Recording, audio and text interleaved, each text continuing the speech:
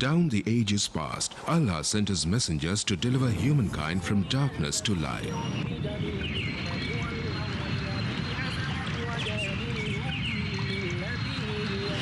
That's also the ongoing mission of Islamic Research Foundation, or IRF, spreading the truth of Allah's final message to mankind. Founded in 1991, IRF today offers some of the best services and facilities in the world for presenting an understanding of Islam in an objective and scientific way. Its programs are primarily focused on correcting misconceptions and promoting understanding of Islam. IRF also imparts dawah training to dais to aptly convey the message of Islam. Dr. Zakir Naik, president of IRF, reaching out across countries worldwide, from America to Europe to Africa to Asia to Australia, strives to clarify Islamic viewpoints. He dispels the many media myths and anti-Islamic prejudices propagated the world over by anti-Islamic forces. IRF today is creating a change in the hearts and minds of millions of Muslims and non-Muslims worldwide towards a proper understanding and respect for Islam. Have a question or doubt about Islam and its teachings? Now you know. One of the best resource centers to get convincing answers from is Islamic Research Foundation, Mumbai, India. For more information, log on to our website www.irf.net.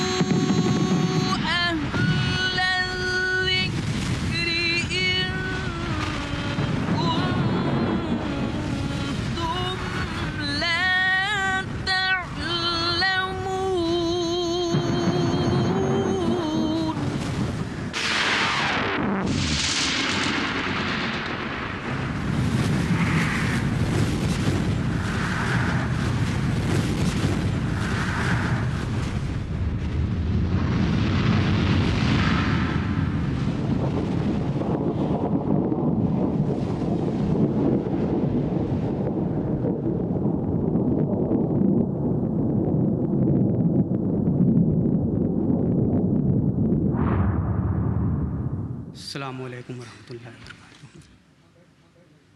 بسم اللہ الرحمن الرحیم. الحمد للہ رب العالمین والصلاة والسلام علی رحمۃ اللہ العالمین وآلہ وصحبہ اجمعین. خواتین و حضرات، صوبائی جمعیت اہل حدیث دہلی کے اس پروگرام میں آپ کا خیر مقدم ہے. صدر محترم حافظ محمد یحییٰ صاحب، امیر مرکزی جمعیت اہل حدیث ہند کی اجازت سے پروگرام کا آغاز کیا جا رہا ہے. تلاوت کلام پاک کے لیے حافظ قاری مظہر الاسلام. اعوذ باللہ من الشیطان الرجیم.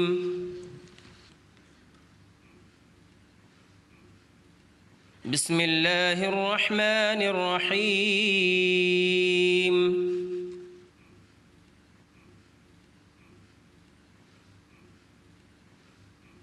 قل تعالوا أتل ما حرم ربكم عليكم ألا تشركوا به شيئا وبالوالدين إحسانا ولا تقتلوا أولادكم من إملاق نحن نرزقكم وإياهم ولا تقربوا الفواحش ما ظهر منها وما بطن ولا تقتلوا النفس التي حرم الله إلا بالحق ذلكم وصاكم به لعلكم تعقلون.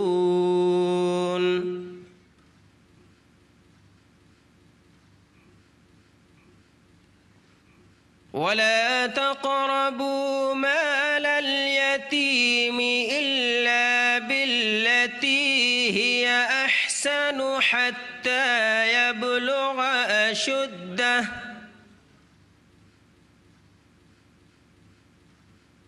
وأوفوا الكيل والميزان بالقسط لا نكلف نفسا إلا وسعها وإذا قلتم فاعدلوا ولو كان ذا قربى وبعهد الله أوفوا ذلكم وصاكم به لعلكم تذكرون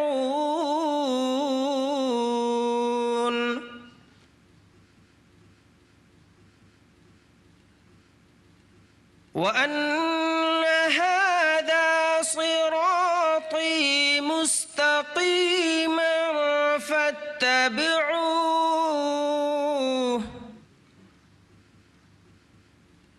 ولا تتبعوا السبل فتفرق بكم عن سبيله ذلكم وصاكم به لعلكم تتقون صدق الله العظيم.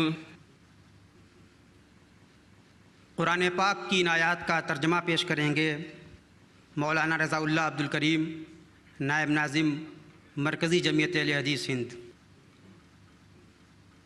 السلام علیکم.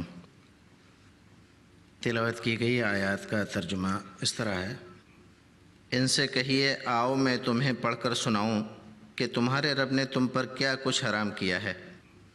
وہ یہ باتیں ہیں کہ اس کے ساتھ کسی کو شریک نہ بناؤ اور والدین سے اچھا سلوک کرو اور مفلسی کے ڈر سے اپنی اولاد کو قتل نہ کرو کیونکہ ہم ہی تمہیں رزق دیتے ہیں تو ان کو بھی رزق دیں گے. اور بے حیائی کی باتوں کے قریب بھی نہ جاؤ خواہ یہ کھلی ہوں یا چھپی. اور جس جان کے قتل کو اللہ نے حرام کیا ہے اسے قتل نہ کرو الا یہ کہ حق کے ساتھ ہو. ان باتوں کا اللہ نے تمہیں حکم دیا ہے شاید کہ تم سمجھو. نیز یہ کہ یتیم کے مال کے قریب بھی نہ جاؤ مگر ایسے طریقے سے جو اس کے حق میں بہتر ہو حتیٰ کہ وہ عقل کی پختگی کو پہنچ جائے. اور یہ کہ ناپ تول انصاف کے ساتھ پورا پورا دو. ہم کسی کو اس کی طاقت سے زیادہ تکلیف نہیں دیتے. اور جب کچھ کہو تو انصاف سے کہو خواہ بات تمہارے کسی قریبی سے متعلق ہو. اور یہ کہ اللہ کے عہد کو پورا کرو. یہ باتیں ہیں جن کا اللہ نے تمہیں حکم دیا ہے شاید کہ تم نصیحت قبول کرو. اور یہ کہ یہی میری سیدھی راہ ہے لہٰذا اسی پر چلتے جاؤ اور دوسری راہوں کے پیچھے مت جاؤ ورنہ وہ تمہیں اللہ کی راہ سے جدا کر دیں گے. اللہ نے تمہیں انہی باتوں کا حکم دیا ہے شاید کہ تم بچ جاؤ.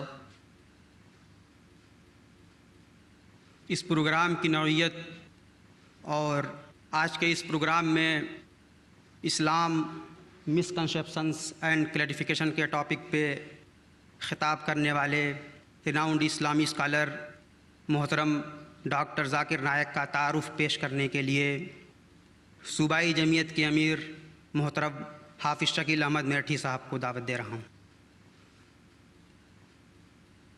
السلام علیکم ورحمۃ اللہ وبرکاتہ. الحمد للہ رب العالمین والصلاة والسلام علی سید المرسلین وعلی آلہ واصحابہ اجمعین. اما بعد. صدر محترم ڈاکٹر ذاکر نائک صاحب، محترم جناب شعیب اقبال صاحب، پروفیسر مالاکار صاحب، اسلامی بھائیوں اور بہنوں اور میرے ہم وطن بھائیوں اور بہنوں، میں اللہ رب العالمین کا بے پناہ شکر ادا کرتا ہوں کہ اس نے ہمیں آج مل بیٹھنے کا یہ بہترین موقع عنایت فرمایا۔ جیسا کہ آپ جانتے ہیں یہ پروگرام صوبائی جمعیت اہل حدیث دہلی کی جانب سے منعقد کیا گیا ہے۔ جمعیت اہل حدیث خالص اور حقیقی اسلام کی داعی و علم بردار ہے، جس کے مقاصد میں باقاعدہ یہ بات شامل ہے کہ غیر مسلموں کے سامنے اسلام کی صحیح تعلیمات پیش کرنا، جس سے ان کی غلط فہمیاں دور ہو سکیں۔ اسی عنوان کے تحت آج کا یہ پروگرام منعقد کیا گیا ہے۔ پروگرام کی صدارت مرکزی جمعیت اہل حدیث ہند کے محترم امیر محترم عزت مآب جناب حافظ محمد یحییٰ صاحب فرما رہے ہیں، اور آج کے ہمارے اس پروگرام کے مہمان خصوصی چیف گیسٹ محترم جناب شعیب اقبال صاحب ڈپٹی اسپیکر دلی اسمبلی ہیں، روشن لال صاحب آریہ صدر آریہ سماج وہ بھی تشریف لانے والے ہیں، جگت گرو شنکر آچاریہ جناب دیو آنند سرسوتی جی بھی کچھ دیر میں انشاءاللہ پہنچ جائیں گے۔ آج کی اس پروگرام کے خطیب ہمارے محترم ڈاکٹر ذاکر نائک صاحب ہیں۔ ڈاکٹر صاحب کی مصروفیات بین الاقوامی انداز کی ہیں، یہ بات آپ اچھی طرح جانتے ہیں، اور مختلف ٹی وی چینلوں کے ذریعے ان کے پروگرامز اکثر لوگ سنتے ہیں۔ ڈاکٹر صاحب نے ہمیں اپنی اس مصروف ترین پروگرام میں سے وقت دیا، اس کے لیے میں اپنی طرف سے، اپنے ساتھیوں کی طرف سے، صوبائی جمعیت اہل حدیث دہلی اور مرکزی جمعیت اہل حدیث ہند کی طرف سے ان کا بے انتہا شکر گزار ہوں۔ ڈاکٹر ذاکر نائک صاحب MBBS ڈاکٹر ہیں۔ اللہ رب العالمین جس آدمی سے بھی اپنے دین کا کام لینا چاہے وہ لے سکتا ہے، اور اس کی طرف سے یہ توفیق کی بات ہے۔ ڈاکٹر صاحب پریکٹس چھوڑ کر دین کی خدمت کے لیے وقف ہو گئے ہیں، اور تقابلی مطالعہ ان کا نہایت وسیع ہے، جس کا اندازہ ان کے لیکچر سننے والوں کو اچھی طرح ہے۔ ڈاکٹر صاحب کی خصوصیت یہ ہے کہ اسلام کے بارے میں جو غلط فہمیاں پھیلائی جاتی ہیں ان کا ازالہ قرآن کریم اور سائنٹیفک اصولوں کی روشنی میں اور دیگر مذاہب کی کتب سے دلائل فراہم کر کے کرتے ہیں۔ موصوف کی خوبی یہ بھی ہے کہ کسی بھی مسئلے کا نہایت باریکی اور گہرائی سے مطالعہ کر کے نہایت اطمینان بخش جواب دیتے ہیں۔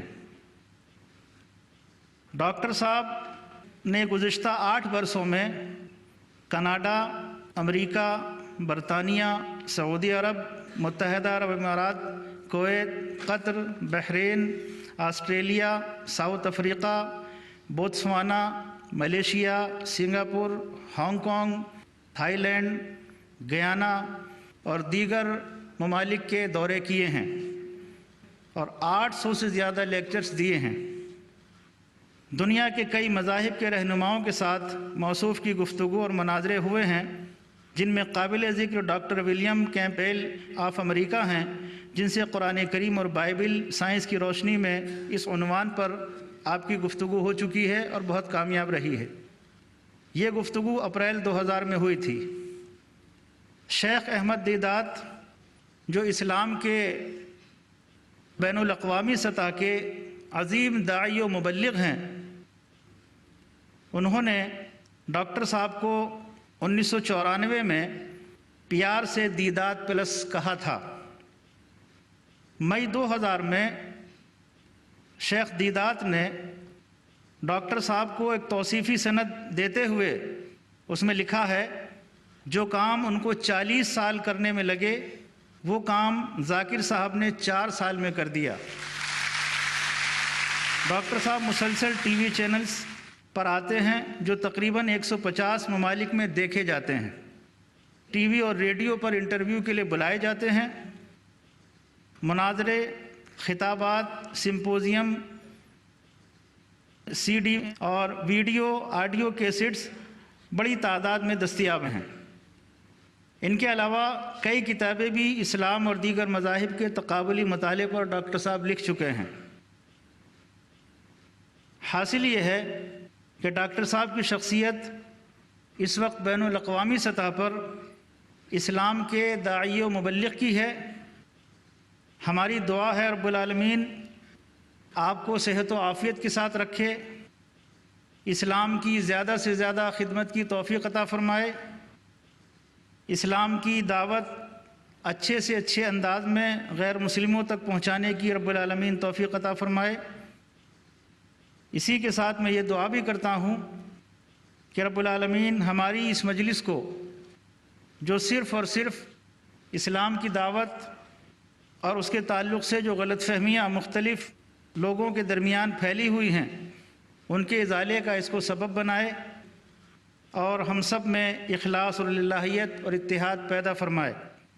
اسی کے ساتھ میں آپ تمام حضرات کا بے حد شکر گزار ہوں کہ ہماری دعوت پر آپ یہاں تشریف لائے۔ یہ اس بات کی علامت ہے کہ ہمارے بھائیوں کو اسلام سے، اللہ تعالیٰ کے دین سے کتنا گہرا تعلق ہے۔ اللہ رب العالمین ہمیں اسلام پر قائم رکھے اور اسلام ہی پر ہماری موت ہو۔ وآخر دعوانا ان الحمد للہ رب العالمین۔ محترم ڈاکٹر نائک صاحب کے بارے میں حافظ شکیل صاحب نے تفصیل سے بتایا۔ ڈاکٹر صاحب اسلام مسکنسیپشنس اینڈ کلیریفیکیشن کے ٹاپک پہ خطاب کریں گے، اور میں گزارش کرتا ہوں محترم ڈاکٹر ذاکر نائک صاحب سے کہ تشریف لائیں۔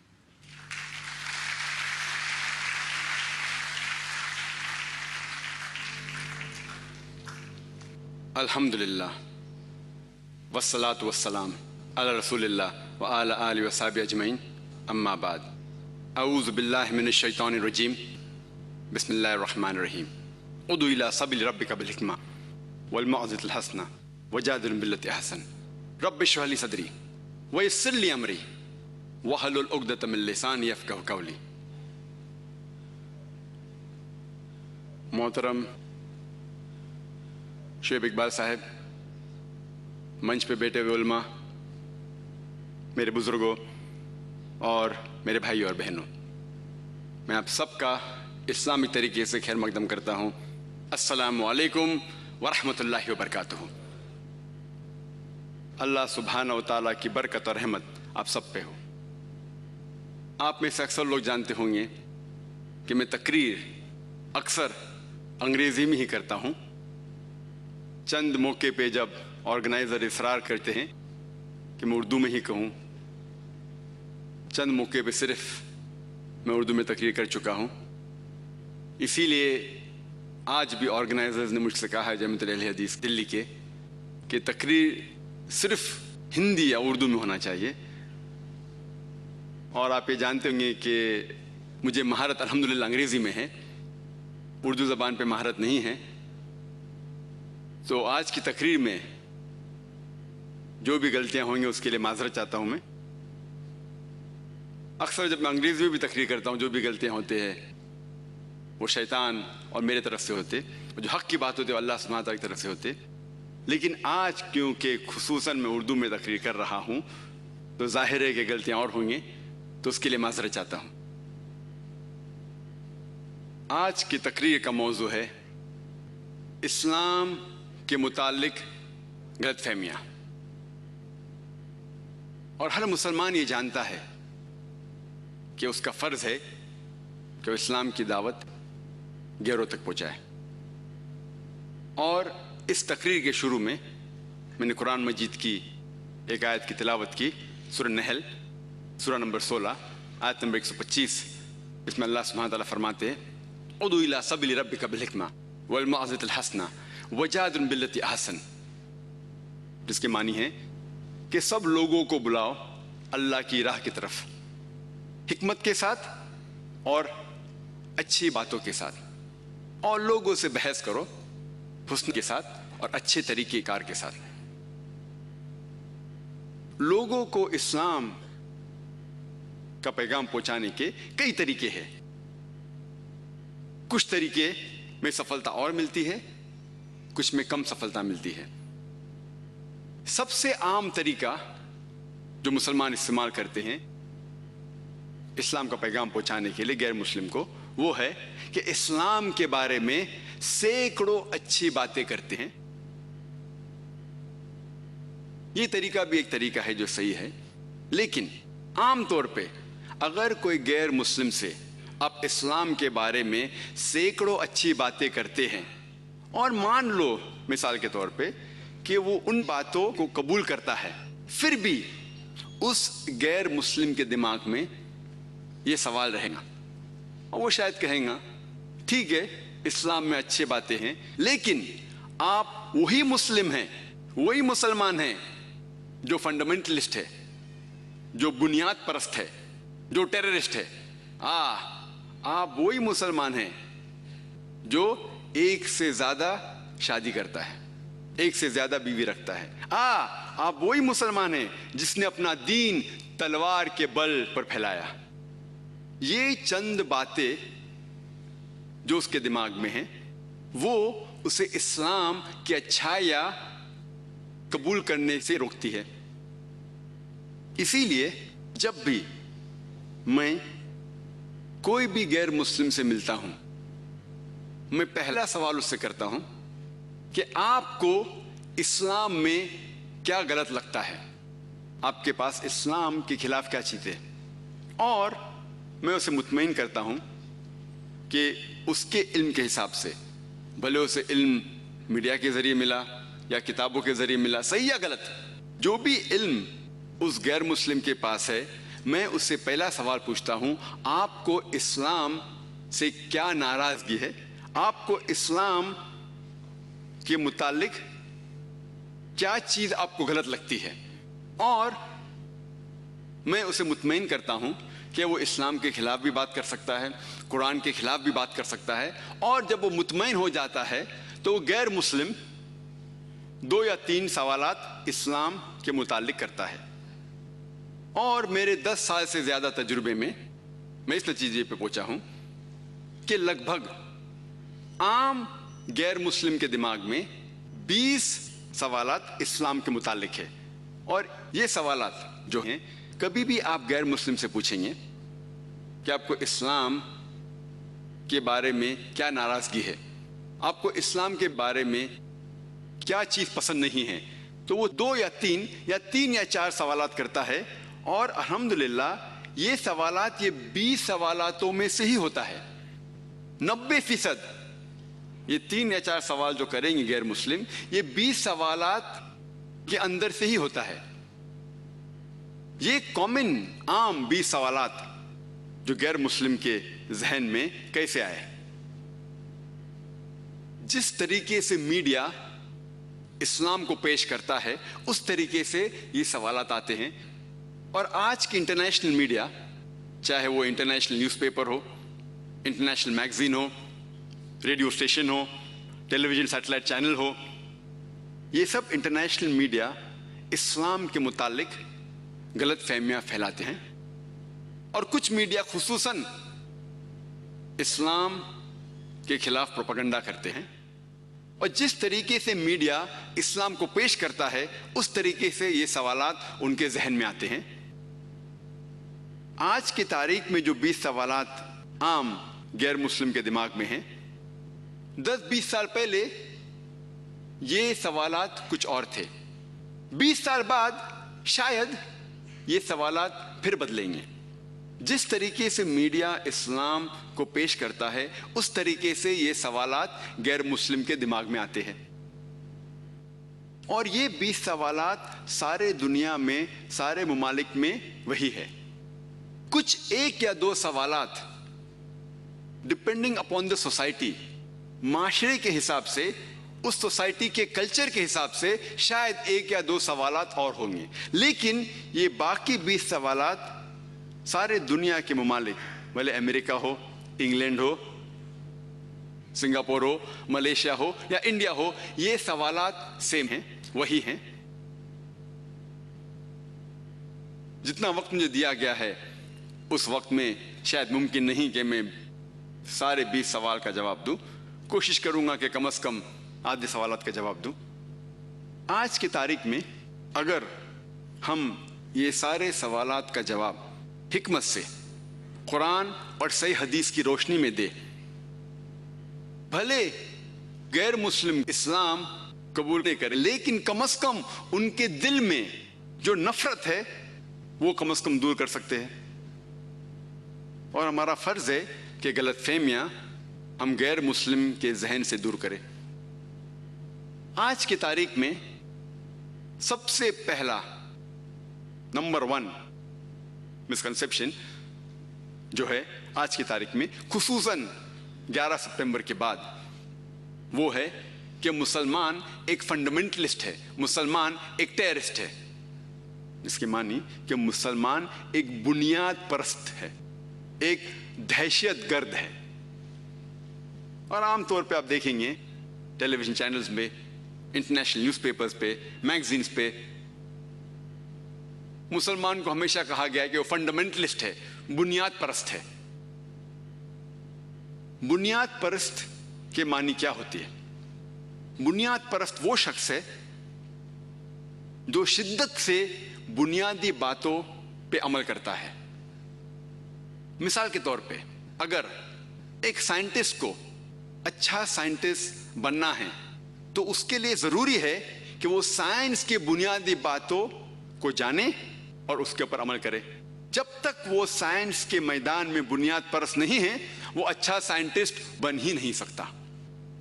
اسی طریقے سے اگر ایک میتھمیٹیشین کو اچھا میتھمیٹیشین بننا ہے تو اس کے لیے ضروری ہے کہ وہ میتھمیٹکس کے بنیادی باتوں کو جانے اور اس کے اوپر عمل کرے. جب تک وہ میتھمیٹکس کا بنیاد پرست نہ ہو تب تک وہ اچھا میتھمیٹیشین بن ہی نہیں سکتا. اسی لیے ہر بنیاد پرست, ہر فنڈامنٹلسٹ کو کہنا کہ وہ برا ہے یا اچھا ہے یہ صحیح نہیں. ہمیں پہلے یہ جاننا چاہیے کہ وہ کس میدان میں بنیاد پرست ہے. In which field is he a fundamentalist? مثال کے طور پہ اگر ہمارے معاشرے میں ایک بنیاد پرست چور ہے, اس کا پیشہ ہے چوری کرنا, وہ معاشرے کے لیے اچھا نہیں ہے, وہ نقصان دہ ہے, تو وہ بنیاد پرست شخص اچھا شخص نہیں ہے. دوسری اور ہمارے معاشرے میں ایک بنیاد پرست ڈاکٹر ہے جس کا پیشہ ہے انسان کی زندگی کو بچانا, اور وہ ہزاروں انسان کی زندگی کو بچاتا ہے. وہ ایک بنیاد پرست ڈاکٹر ہے, لیکن یہ بنیاد پرست ڈاکٹر معاشرے کے لیے اچھا ہے, وہ ایک اچھا شخص ہے. تو ہمیں پہلے یہ جاننا چاہیے کہ کس میدان میں وہ شخص بنیاد پرست ہے, اور اس میدان کو جاننے کے بعد ہمیں یہ فیصلہ کرنا چاہیے کہ وہ بنیاد پرست صحیح ہے یا غلط ہے. جہاں تک کہ میرا تعلق ہے, الحمدللہ میں ایک بنیاد پرست مسلمان ہوں, اور الحمدللہ مجھے گرو ہے, مجھے فخر ہے کہ میں بنیاد پرست مسلم ہوں. I am proud to be a fundamentalist Muslim. مجھے گرو ہے کیونکہ میں الحمدللہ اسلام کے بنیادی باتوں کو جانتا ہوں اور الحمدللہ ان بنیادی باتوں پر عمل کرتا ہوں. اسی لیے مجھے فخر ہے کہ میں بنیاد پرست مسلمان ہوں, فنڈامنٹلسٹ مسلم. اور میں چیلنج کرتا ہوں, میں دعوے کے ساتھ کہہ سکتا ہوں کہ کوئی بھی شخص ساری دنیا میں ایک بھی اسلام کی بنیادی بات کو ثابت نہیں کر سکتا کہ یہ انسانیت کے خلاف ہے. یہ میرا چیلنج ہے, یہ میرا دعویٰ ہے کہ اسلام کی ایک بھی بنیادی بات وہ یہ ثابت نہیں کر سکتا کہ انسانیت کے خلاف ہے. ہو سکتا ہے کہ اس شخص کے علم میں کمی ہو, اسے اس کی حکمت نہیں پتا ہوں گی, لیکن اگر ہم لاجیکلی اس کی وجہ اور حکمت بتائیں گے تو دنیا میں ایک بھی شخص نہیں ہے جو ایک اسلام کی بنیادی بات, صرف ایک بھی ثابت کر سکے کہ وہ انسانیت کے خلاف ہے. ہو سکتا ہے کہ ایک آدھ انسان جو معاشرے کے خلاف ہے اس کے لیے وہ بنیادی بات شاید مفید نہ ہو, لیکن عام انسانیت کے لیے ایک بھی اسلام کی بنیادی بات انسانیت کے خلاف نہیں ہے. اور یہ لفظ جو فنڈامنٹلزم ہے, بنیاد پرستی, سب سے پہلے اکارڈنگ ٹو ویبسٹر ڈکشنری کے حوالے سے یہ ہمیں پتہ چلتا ہے کہ یہ لفظ بنیاد پرستی, فنڈامنٹلزم, سب سے پہلے استعمال کیا گیا تھا پروٹسٹنٹ کرسچنز کے لیے جو امریکہ میں تھے. امریکن پروٹسٹنٹ کرسچن کے لیے 20ویں صدی کے شروعات میں یہ پروٹسٹنٹ کرسچن نے کہا کہ جو بائبل ہے, یہ سارا بائبل اللہ کا کلام ہے. پہلے کرسچنز عیسائی یہ سمجھتے تھے کہ بائبل کا پیغام اللہ کی طرف سے ہے, لیکن یہ پروٹسٹنٹ کرسچنز امریکہ میں in the beginning of the 20th century ان نے کہا کہ صرف بائبل کا پیغام ہی خدا کی طرف سے نہیں, لیکن بائبل کا ہر الفاظ, ہر حرف خدا کی طرف سے ہے.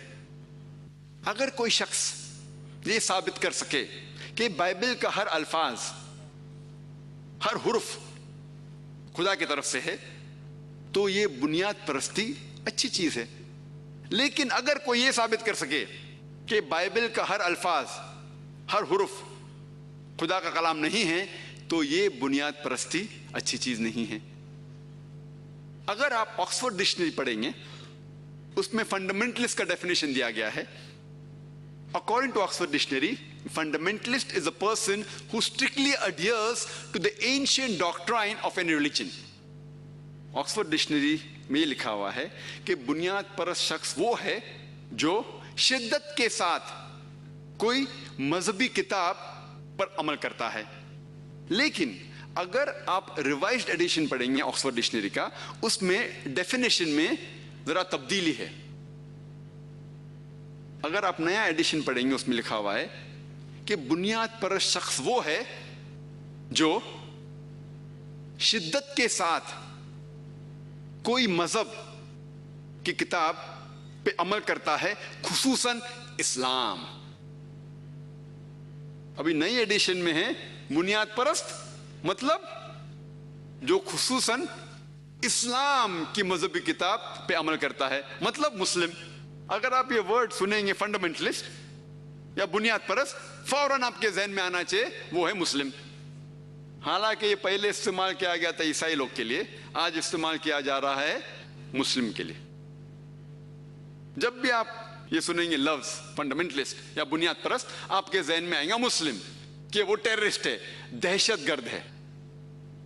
میں کہتا ہوں کہ ہر مسلمان کو دہشت گرد ہونا چاہیے, لیکن پہلے ہم یہ سمجھ لیں کہ دہشت گرد کے معنی کیا ہیں. What is the meaning of the word terrorist? دہشت گرد مطلب وہ انسان جو دوسروں کے دل میں دہشت پیدا کرتا ہے. مثال کے طور پہ جب بھی ایک چور کوئی پولیس کو دیکھتا ہے, اس کے دل میں دہشت پیدا ہوتی ہے, تو اس چور کے لیے وہ پولیس دہشت گرد ہے. اسی طریقے سے ہر مسلمان کا فرض ہے کہ جب بھی کوئی چور اسے دیکھے, جب بھی کوئی بلاತ್ಕಾರ کرنے والا اسے دیکھے, جب بھی کوئی لفنگا اسے دیکھے, اس کے دل میں دہشت پیدا ہونا چاہیے. اور یہ قرآن کی آیت ہے, جو لوگ معاشرے کے خلاف ہے, جو لوگ معاشرے کے خلاف ہے, اینٹی سوشل ایلیمنٹ, جب بھی کوئی مسلم کو دیکھتا ہے اس کے دل میں دہشت پیدا ہونا چاہیے. ہمارا فرض ہے کہ ہم اس کے دل میں دہشت پیدا کریں. لیکن میں یہ جانتا ہوں کہ عام طور پہ ٹیررسٹ, دہشت گرد اسے کہتے ہیں جو ایک معصوم انسان کے دل میں دہشت پیدا کرتا ہے. اس سلسلے میں کوئی بھی مسلم کبھی بھی کوئی بھی معصوم انسان کے دل میں دہشت کبھی بھی نہیں پیدا کرنا چاہیے. یہ ہمارے لیے حرام ہے. ہمیں خصوصاً ان لوگوں کے دل میں دہشت پیدا کرنا چاہیے جو معاشرے کے خلاف ہے, جو انسانیت کے خلاف ہیں, اور جو لوگ انسانیت کے خلاف کام کرتے ہیں. عام طور پہ ہم یہ دیکھتے ہیں کہ کئی وقت ایک شخص جو کوئی کام کرتا ہے اس کو دو علیحدہ لیبل دیے جاتے ہیں, 2 different labels, 2 لقب دیے جاتے ہیں. مثال کے طور پہ اس دیش کو آزادی ملنے کے پہلے, ہمارا اس دیش ہندوستان, برٹشرز اس ہندوستان, اس ملک پہ حکومت کرتے تھے. اس وقت तकरीबन 60 साल पहले कई हिंदुस्तानी इस देश के आजादी के लिए लड़ रहे थे, झगड़ रहे थे। ब्रिटिशर्स इन देशभक्त लोगों को कहते थे कि ये दहशतगर्द हैं। The freedom fighters of India, many of them were called as terrorists.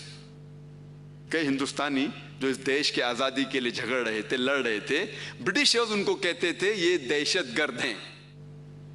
लेकिन आम हिंदुस्तानी इन लोगों को कहता था देशभक्त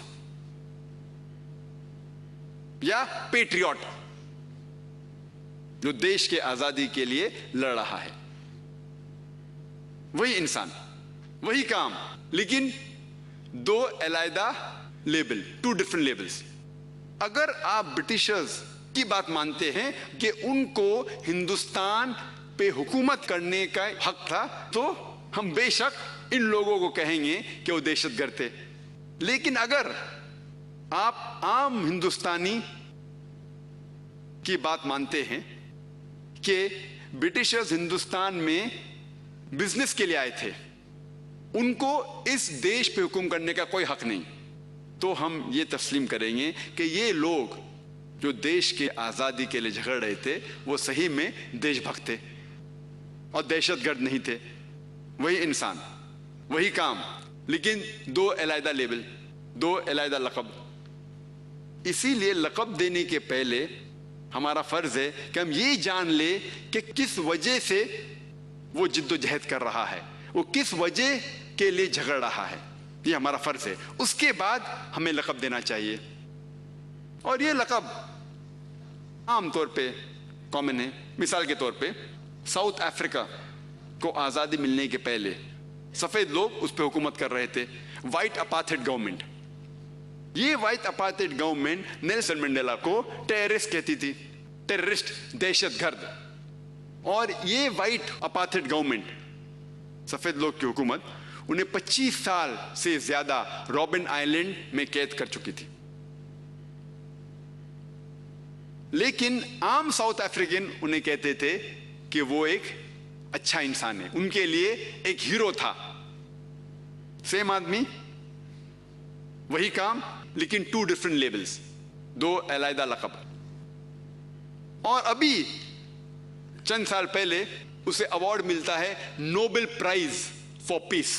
वही इंसान जिसको पहले लोग कहते थे कि दहशतगर्द है, कुछ साल पहले उसे अवार्ड मिलता है नोबेल प्राइज फॉर पीस।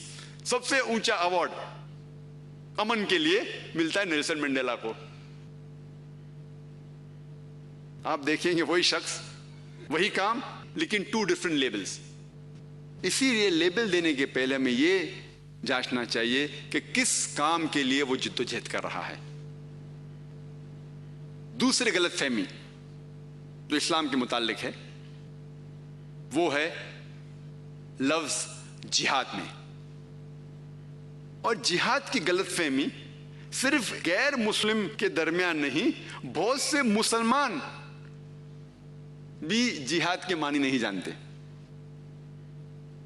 आम इंसान ये समझता है, भले मुस्लिम या गैर मुस्लिम हो, वो ये समझता है कि कोई भी मुसलमान अगर झगड़ रहा है, जंग कर रहा है, कोई भी वजह से, भले वो जाती वजह हो, माल के लिए हो या कोई जमीन के लिए हो, वो समझता है कि वो जिहाद है। ये बिल्कुल गलत है कि कोई भी मुसलमान कोई भी जंग कर रहा है कोई भी वजह से, भले माल के लिए हो, नाम के लिए हो या जगह के लिए, वो जिहाद है। ये बिल्कुल गलत है। जिहाद एक अरबी लफ्ज है जो आता है जहादा से, जिसके मानी to strive, to struggle. Urdu में हम कहते हैं जिद्दोजहद, जिद्दोजहद करना। और शरीयत के हिसाब से कोई भी शख्स जो माशरे को सुधारने के लिए जिद्दोजहद कर रहा है उसे कहते हैं जिहाद। मिसाल के तौर पे कोई अगर जुल्म के खिलाफ लड़ रहा है उसे कहते हैं जिहाद। अगर कोई मैदान जंग में अपनी जान की हिफाजत कर रहा है उसे कहते हैं जिहाद। जिहाद का सही मानी जो है वो सिर्फ जिद्दोजहद है और उसको कई तरीके से इस्तेमाल किया जा सकता है। मिसाल के तौर पे अगर एक तालिब इल्म एग्जामिनेशन پاس کرنے کے لیے جد و جہد کر رہا ہے، اسے عربی میں کہیں گے کہ وہ جہاد کر رہا ہے۔ جہاد کی معنی ہے جد و جہد۔ اگر وہ اللہ کی راہ میں جد و جہد کر رہا ہے اسے کہیں گے جہاد فی سبیل اللہ۔ اور کئی لوگ جب جہاد کا ترجمہ کرتے ہیں انگریزی میں، اس کا ترجمہ کرتے ہیں ہولی وار، پاک جنگ، اور یہ بالکل غلط ترجمہ ہے، چونکہ ہولی وار عربی میں ہے حرب مقدسہ، اور یہ لفظ حرب مقدسہ کئی بھی قرآن میں کئی بھی حدیث میں نہیں آتا۔ یہ لفظ انگریزی کا جو ہے ہولی وار سب سے پہلے استعمال کیا گیا تھا کروسیڈرز کو ڈسکرائب کرنے کے لیے، جو عیسائی لوگ تھے جو تلوار کے بل پر اپنا دین پھیلا رہے تھے، اس کے لیے سب سے پہلے استعمال کیا گیا تھا ایز ہولی وار۔ اور افسوس کی بات ہے کہ نہ ہی صرف غیر مسلم بٹ کئی مسلم اسکالرز انورٹ کامرس، اپنے آپ کو جو عالم کہتے ہیں انورٹ کامرس، وہ بھی جہاد کا ترجمہ ہولی وار کرتے، جو بالکل غلط ہے۔ جہاد کا ترجمہ ہے ٹو اسٹرائیو، ٹو اسٹرگل، جد و جہد کرنا۔ اور اکثر جو لوگ اسلام کے خلاف کتابیں لکھتے ہیں وہ اس لفظ کا استعمال کرتے ہیں اور اسلام کے خلاف کئی باتیں کرتے ہیں۔ اور سب سے عام قرآن کی آیت جو اس موضوع پہ اسلام کے خلاف لکھنے والے استعمال کرتے ہیں وہ ہے سورہ توبہ کی آیت، سورہ نمبر 9 آیت نمبر 5۔ اور اس آیت کا استعمال ہمارے دیش کے ارون شوری، آپ نے نام سنا ہے ارون شوری، انہوں نے کتاب لکھا ورلڈ آف فتواز، ورلڈ آف فتواز، اس میں ایک کوٹ کرتے ہیں قرآن مجید کی آیت سورہ توبہ سورہ نمبر 9 آیت نمبر 5، اور اس کا ترجمہ کرتے ہیں کہ آپ جب بھی کوئی کافر کو پائیں گے، اور اس کے ذہن میں ہے کافر مطلب ہندو، کافر کو پائیں گے اس کا قتل کرو۔ اور اگر آپ قرآن شریف کھولیں گے، قرآن مجید کھولیں گے اور پڑھیں گے تو اس کا یہ ترجمہ صحیح ہے کہ جب بھی آپ کافر کو پائیں گے اس کا قتل کرو۔ لیکن یہ آؤٹ آف کانٹیکسٹ ہے، یہ آیت کو بیچ میں سے اٹھا کے کوٹ کر دیا ہے، آیت کو بیچ میں سے اٹھا کے کوٹ کیا ہوا ہے۔ مثال کے طور پہ قرآن میں لکھا ہے کہ عیسیٰ علیہ السلام خدا ہے، لیکن پوری آیتیں جو لوگ کہتے ہیں کہ عیسیٰ علیہ السلام خدا ہے وہ غلط ہے۔ تو صرف اگر میں عیسیٰ علیہ السلام خدا لکھوں گا اور بولوں گا قرآن میں لکھا ہے عیسیٰ علیہ السلام خدا ہے تو یہ غلط ہے۔ قرآن میں لکھا ہے نماز مت پڑھو، نشے کی حالت میں نماز مت پڑھو، اگر میں بولوں گا قرآن میں نماز مت پڑھو تو بھائی صحیح ہے، قرآن کھولیں گے تو لکھا ہے نماز مت پڑھو، لیکن پوری آیتیں نشے کی حالت میں نماز مت پڑھو۔ تو اس طریقے سے یہ آیت کو اٹھایا گیا ہے قرآن مجید سے، اور اس کا ترجمہ صحیح ہے کہ جب بھی آپ کافر کو پائیں گے اس کا قتل کرو۔ لیکن صحیح معنی جاننے کے لیے ہمیں کانٹیکسٹ کو جاننا ضروری ہے، پس منظر کہتے کانٹیکسٹ کو نا، میری اردو ذرا ٹھیک نہیں ہے تو اس کے لیے معافی چاہتا ہوں۔ کانٹیکسٹ جاننا ضروری ہے۔ اگر آپ اس کی کچھ چند آیت پڑھیں گے، سورہ توبہ سورہ نمبر 9 آیت نمبر 1 سے 4 آپ پڑھیں گے تو اس سے ہمیں یہ معلوم پڑتا ہے کہ ایک صلح تھی، ایک پیس ٹریٹی تھی مسلمان اور مکہ کے مشرکوں کے بیچ، اور ایک طرفہ مکہ کے مشرکوں نے اس امن کو، پیس ٹریٹی کو توڑ دیا۔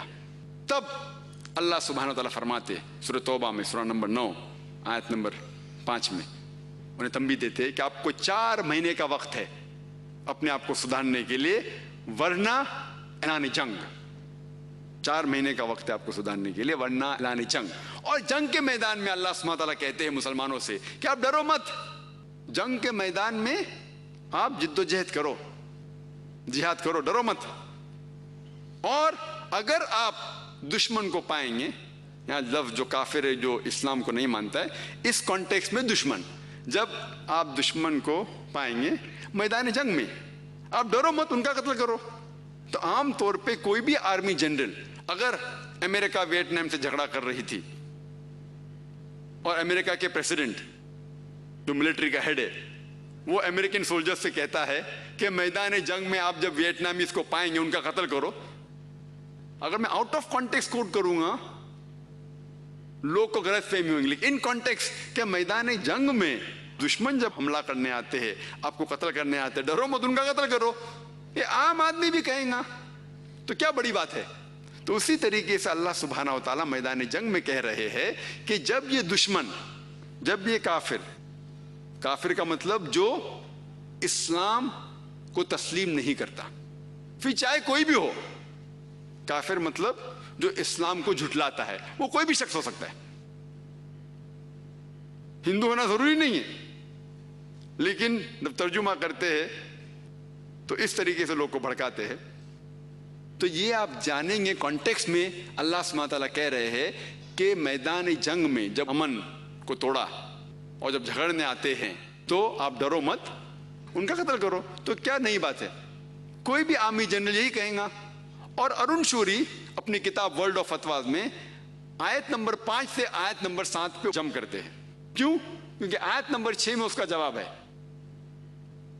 आयत नंबर 6 में अल्लाह सुब्हानहू व तआला फरमाते हैं कि अगर ये काफिर, ये मुशरिक, इफ दे सीक असाइलम, अगर अमन चाहते हैं तो उन्हें सिर्फ छोड़ो मत, take them to a place of security, उनको ऐसी जगह लेके जाइए जहां वो महफूज रहेंगे। अल्लाह ताला कहते हैं कि अगर कोई काफिर, कोई मुशरिक अमन चाहता है तो सिर्फ छोड़ मत दो, उनको हिफाजत के साथ एक महफूज जगह पे लेके जाइए। आज की तारीख में, आज का as of science and technology में सबसे अच्छा दयालु आर्मी जनरल ये कहेगा कि दुश्मन को जान दो। कौन सा आर्मी जनरल ये कहेगा कि उसको हिफाजत के साथ महफूज जगह पे छोड़िए? अल्लाह ताला ये कहते हैं। और आप कोई भी आयत देखेंगे जिहाद की और किताल की जो कुरान मजीद में है, उसके बाद अक्सर ये अल्लाह ताला फरमाते कि अगर वो अमन चाहते हैं तो अमन करो और हिफाजत से उनको छोड़ो। और अक्सर जब मैं गैर मुस्लिम से बात करता हूं जिहाद के बारे में, मुझे कभी भी कोई प्रॉब्लम नहीं होता। क्यों? क्योंकि अल्लाह सुब्हानहू व तआला जिस तरीके से कहता है गैर मुस्लिम से बात करना, अल्लाह ताला फरमाते हैं सूरह इमरान में सूरह नंबर 3 आयत नंबर 64 में अल्लाह ताला फरमाते तालो इला कलमतिन सवाइम बैना बैनकुम, आओ उस बात की तरफ जो आप और हम में यकसा है। आओ उस बात को हम तस्लीम करें जो आप और हम में यकसा है। तो जब मैं हिंदू लोग से बात करता हूं जिहाद के बारे में, तो मैं कहता हूं कि आपके महाभारत में, अगर आप आपके महाभारत पढ़ेंगे, उसमें किताल, जंग, झगड़ने के सैकड़ों हजारों आयत है। कुरान मजीद से कई गुना ज्यादा, कई गुना ज्यादा। तो क्या ये सही है? तो वो मुझसे कहते देखो महाभारत जो है ना, वो हक और बातिल के दरमियान झगड़ा है, और हक के लिए अगर बातिल से झगड़ा करते हैं तो सही है। तो मैं कहता हूं कुरान में भी तो वही लिखा हुआ है। हाँ, अगर कुरान भी इसी तरीके से हक के लिए झगड़ा करना कहता तो हमको कुरान से कोई नाराजगी नहीं। आसान तरीका। और अगर आप पढ़ेंगे भगवत गीता, जो सबसे मशहूर किताब है हिंदू लोग की, हिंदू मजहब की सबसे मशहूर किताब, आमतौर पे पढ़ी जाती है। ये भगवत गीता एक सलाह है, एडवाइस है, जो श्री कृष्ण अर्जुन को देते हैं। अर्जुन कहते हैं कि मैं रिश्तेदार से झगड़ा नहीं कर सकता हूं। तो ये पूरी भगवत गीता जो किताब है, उसका मेन मकसद है कि श्री कृष्ण अर्जुन को यह साबित करना चाहते कि झगड़ना अच्छा है। पूरी भगवत गीता उसके ऊपर है। और अगर आप पढ़ेंगे Bhagavad Gita chapter number 1 verse number 43 to 46, Bhagavad Gita अध्याय 1 श्लोका नंबर 43 to 46, उसमें अर्जुन कहते हैं, अर्जुन अपने सारे हथियार जमीन पर रख देते हैं और श्री कृष्ण से कहते हैं कि मैं मेरे रिश्तेदार का कत्ल करने से बेहतर यह समझता हूं कि मैं निहत्ता जंग के मैदान पे मर जाऊं। सारे हथियार को जमीन पर रख देते और कहते हैं कि मेरे रिश्तेदार को कत्ल करने से बेहतर यह है कि मैं निहत्ता मैदान जंग में मर जाऊं, कत्ल किया जाऊं। इमीडिएटली नेक्स्ट चैप्टर में, चैप्टर नंबर 2 अध्याय number 2 verse number 2 and 3, shloka number 2 और 3, आप कब से बुज़दिल हो गए From when have this important thought comes in your mind? Important तर्जुमा है, जिसके मानी हम उर्दू में कहेंगे आप कब से नपुंसक बन गए। श्री कृष्ण कहते हैं अर्जुन से, आप कब से बुज़दिल हो गए, कब से नपुंसक बन गए। आपको अगर स्वर्ग में जाना है तो झगड़ने पड़ेगा ही। और ये पूरी भगवत गीता उसके बारे में, और अब आगे पढ़ेंगे भगवत गीता चैप्टर नंबर 2 अध्याय 2 श्लोका नंबर 31, 32, 33, 34, 35। उसमें श्री कृष्ण कहते हैं कि क्षत्रिय का धर्म है कि झगड़ना, और खुशनसीब है वो क्षत्रिय जिसको झगड़ने के लिए मौका मिलता है, हक के लिए, कॉन्टेक्स्ट में हक के लिए। अगर मैं कोई हिंदू से कहूं कि आपकी किताब कैसी है, आपकी किताब कह रही है कि रिश्तेदारों का कत्ल करो, तो ये बिल्कुल गलत होगा। अगर मैं कहूंगा कि आपकी मजहबी किताब कहती है कि आपके रिश्तेदारों का कत्ल करो, ये बिल्कुल गलत है, ये आउट ऑफ कॉन्टेक्स्ट है। कॉन्टेक्स्ट में ये है कि आपकी किताब कहती है कि बातिल से झगड़ा करो हक के लिए, चाहे वो आपके रिश्तेदार हो। अगर हक के लिए आप झगड़ा कर रहे हैं तो हक के लिए झगड़ो, चाहे ऑपोजिट साइड पे दूसरी तरफ आपके दुश्मन है या दोस्त है या रिश्तेदार है। अगर कॉन्टेक्स्ट में कहा गया तो सही है, हक के लिए झगड़ना हर एक का फर्ज है। और जो लोग ये उछालते हैं, जैसे जो लोग इस्लाम के खिलाफ लिखते हैं, वो सही बुखारी की हदीस को कोट करते हैं। सही बुखारी वॉल्यूम नंबर 4 जिल्द नंबर 4 हदीस नंबर 46 कोट करते, कहते हैं कि आपके सही बुखारी में लिखा हुआ है, आपके पैगंबर मोहम्मद सल्लल्लाहु अलैहि वसल्लम फरमाते हैं कि मुजाहिद वो है जो जिहाद कर रहा है अल्लाह के राह में, और अल्लाह ही सिर्फ जानता है कि वो जिहाद कर रहा है कि नहीं। और वो ऐसा इंसान है जो पूरे वक्त नमाज पढ़ रहा है या रोजा रख रहा है। और अगर मुजाहिद मैदान जंग में उसका कत्ल होता है तो वो जन्नत उसे मिलेंगी, और अगर वो बच के वापस आता है तो उसे बूटी मिलेंगी, मतलब जो धन दौलत है वो उसे मिलेंगी। तो लोग ये कहते हैं कि कैसी किताब है आपकी, कि आप अगर लोगों का कत्ल करने जिहाद पे जाएंगे तो आपको जन्नत मिलेंगी, और ये इस हदीस को उछालते हैं। अफसोस की बात है कि अगर हम कुरान का मुताला करें, कुरान कहता है ताल्लव इला कलमतिन सवाइम बैना बैनकुम, आओ हम उस बात की तरफ जो आप और हम में यकसा है। अगर आप पढ़ेंगे भगवत गीता, हिंदू से कहना चाहिए, अगर आप भगवत गीता पढ़ेंगे अध्याय number 2 chapter number 2 shloka number 37, इसके अंदर श्री कृष्ण कहते हैं कि ओ अर्जुन, जाके आप किताल करो, झगड़ा करो, अगर आपकी मौत होगी तो आप स्वर्ग में जाएंगे, अगर आप वापस आएंगे तो आपको इस दुनिया का ऐशो आराम मिलेगा। हू बहू जो सही बुखारी में लिखा हुआ है वही भगवत गीता में लिखा हुआ है। अगर जो बात यकसा है हमें उसे मानना चाहिए। उसका मतलब नहीं कि सब चीज सही है उनकी किताब में, बट जो चीज सही है उसे हमें तस्लीम करना चाहिए। तो उनके भगवत गीता में भी लिखा हुआ है। अफसोस की बात यह है मुझे कि जितने लोग इस्लाम के खिलाफ लिखते हैं, खुसूसन अरुण शूरी, उनने शायद अपनी महाभारत और भगवत गीता का मुताला किया ही नहीं होगा। अगर किया होता तो जरूर ये बातें इस्लाम के खिलाफ, कुरान के खिलाफ नहीं लिखी होती।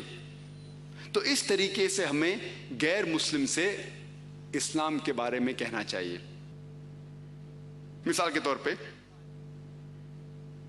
1 साल पहले या 1.5 साल पहले मुझे बुलाया गया था लॉस एंजलिस में, एक अवार्ड दिया गया था लॉस एंजलिस में, और सिर्फ 1 दिन के लिए था मैं उधर। आने जाने में 2 दिन गए, लेकिन था 1 दिन के लिए। और मुझे पता था कि 11 सितंबर के पहले में एक बार था, 9 सितंबर में, 9 तारीख सितंबर की 2001 में था। मैं 2 दिन पहले वहां से निकल गया अल्हम्दुलिल्लाह। उसके बाद पहली बार मैं 11 सितंबर के बाद यूएसए जाता हूं, और मुझे पता था, मैं तैयार था कि कई बातें होंगी, ज़हनी तौर पे तैयार था।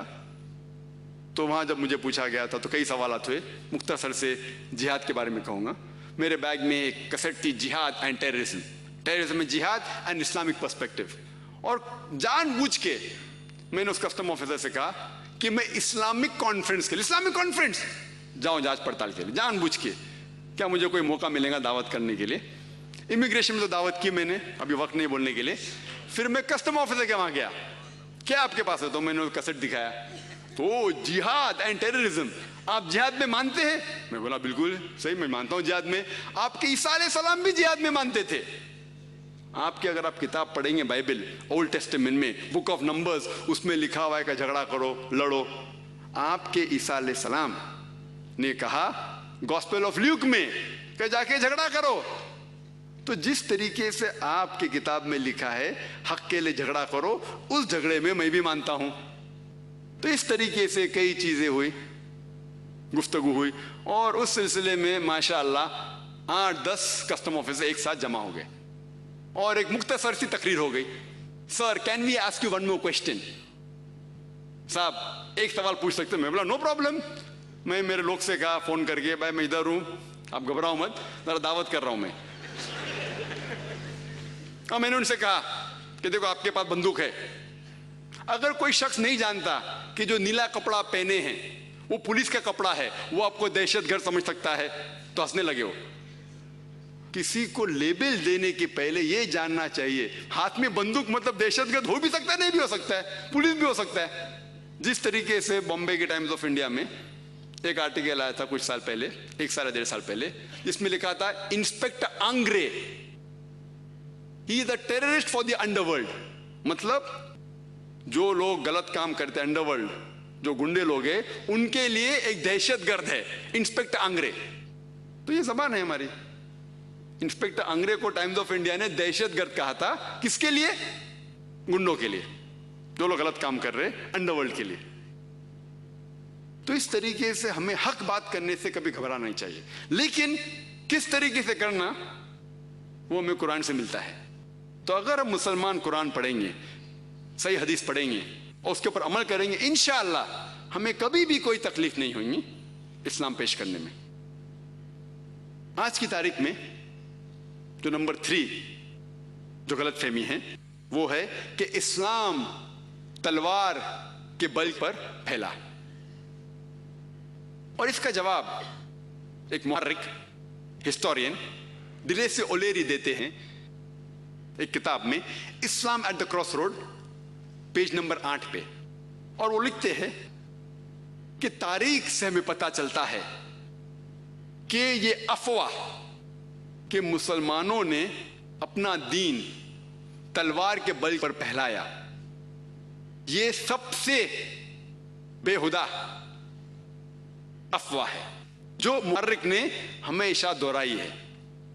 एक फेमस मुहर्रिक लिखता है कि ये जो अफवाह है कि मुसलमानों ने अपना दीन तलवार के बल पर फैलाया, ये सबसे एब्सर्ड फंटास्टिक मिथ है, बेहुदा अफवाह है जो मुहर्रिक ने हमेशा दोहराई है।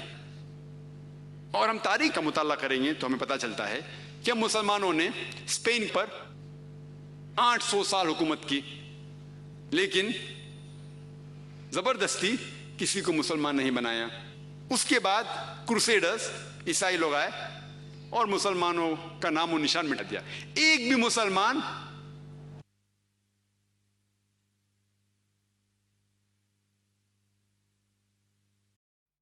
आजान भी नहीं दे सकता था स्पेन के अंदर। अरब ममालिक, अरब लैंड, तकरीबन 1400 साल से हम उसके ऊपर हुकूमत कर रहे हैं। कुछ साल के लिए ब्रिटिशर्स आए, कुछ साल के लिए फ्रेंच आए, लेकिन ओवरऑल कुल्ली तौर पे हमने 1400 साल अरब ममालिक पे हुकूमत की और अब भी कर रहे हैं अल्हम्दुलिल्लाह। आज स्टैटिस्टिक्स ये कहती है कि आज तकरीबन 140 लाख अरब है, 14 मिलियन, 140 लाख अरब हैं जो कॉप्टिक क्रिश्चियंस है, जो ईसाई हैं, जमाने से ईसाई हैं। ये 140 लाख अरब जो ईसाई है वो शहादत दे रहे हैं कि इस्लाम तलवार के बल पे नहीं फैला। अगर हम चाहते तो हर अरब को तलवार की नोक के ऊपर इस्लाम कबूल करने पे मजबूर कर सकते थे, یہ 140 لاکھ عرب عیسائی شہادت دے رہے ہیں کہ اسلام تلوار کے بل پر نہیں پھیلا. یہ ہمارا ہندوستان جو ہمارا ملک ہے، مسلمانوں نے اس ملک پر 800 سال یا 1000 سال اس پر حکومت کی. اگر ہم چاہتے تو ہر غیر مسلم کو تلوار کی نوک کے اوپر اسلام قبول کرنے پہ مجبور کر سکتے تھے، لیکن یہ بات نہیں ہے. آج کی تاریخ میں 80% سے زیادہ ہندوستانی غیر مسلم ہیں. یہ 80% سے زیادہ ہندوستانی جو غیر مسلم ہیں وہ شہادت دے رہے ہیں کہ اسلام تلوار کے بل پر نہیں پھیلا. 80% سے زیادہ غیر مسلم اس ملک میں ہندوستان میں ہیں، وہ آج کی تاریخ میں شہادت دے رہے ہیں کہ اسلام تلوار کے بل پر نہیں پھیلا. اور یہ راجدھانی جو دلی ہے جہاں ہم آج ہیں، آپ جانتے ہوں گے کہ مسلمان کی بھی راجدھانی تھی. آپ جانتے ہیں اس شہر میں بھی آج کی تاریخ میں 80% سے زیادہ یا 75% کم از کم ہوں گے جو غیر مسلم ہوں گے. یہ شہادت دے رہے ہیں کہ اسلام تلوار کے بل پر نہیں پھیلا. آپ اگر دیکھیں گے انڈونیشیا، جس میں سب سے زیادہ مسلمان آج دنیا میں ہیں، 20 کروڑ کے اوپر، وہ شہادت دے رہے ہیں ادھر کوئی بھی اسلامی آرمی نہیں گئی، کوئی بھی اسلامی فوج نہیں گئی انڈونیشیا میں. ملیشیا میں 50% سے زیادہ مسلمان ہیں، کوئی بھی آرمی، کوئی بھی مسلمان کی فوج ملیشیا نہیں گئی. ایسٹ کوسٹ آف افریقہ جہاں مسلمان آج بستے ہیں، کون سی اسلامی فوج گئی ادھر؟ کوئی بھی فوج نہیں گئی. یہ سب شہادت دے رہے ہیں کہ اسلام تلوار کے بل پر نہیں پھیلا.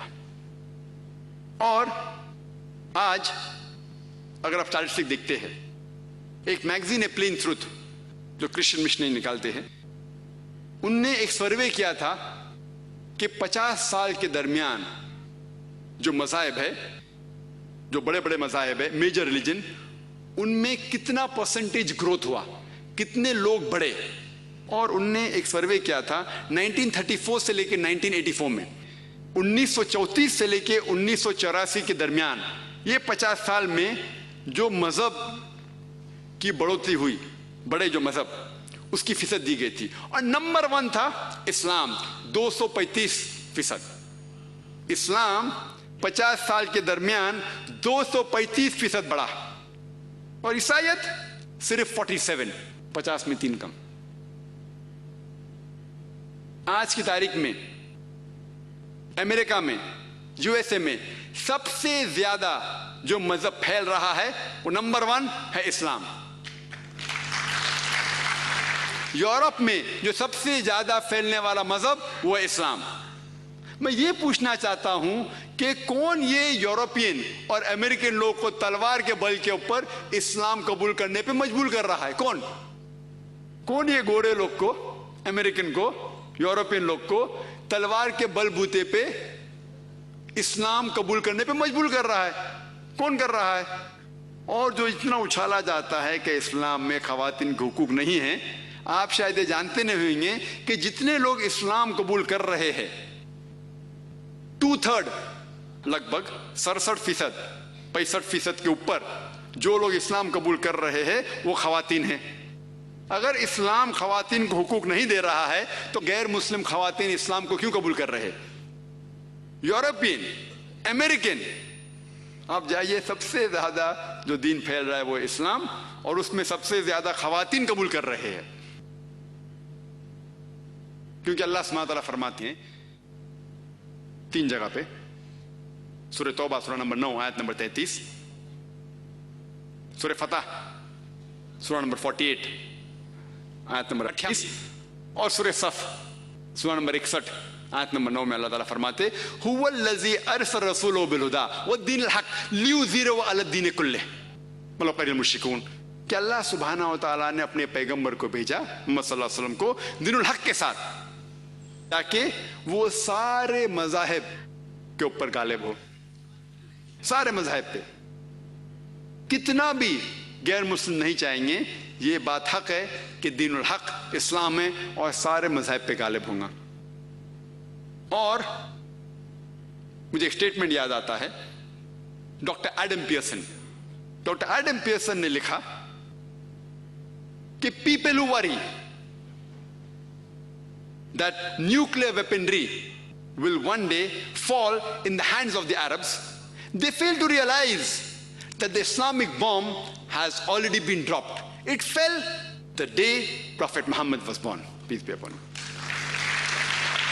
एडम पियर्सन कहते हैं कि जो लोग को परेशानी है कि एक दिन न्यूक्लियर बॉम्ब अरबों के हाथ में आएगा, एडम पियर्सन लिखते हैं कि जो लोग को परेशानी है कि एक दिन न्यूक्लियर बॉम्ब अरबों के हाथ में आएगा, उन्हें शायद ये नहीं पता कि इस्लामिक बॉम्ब गिर चुका है। वो उस दिन गिरा जिस दिन मोहम्मद सल्लल्लाहु अलैहि वसल्लम पैदा हुए।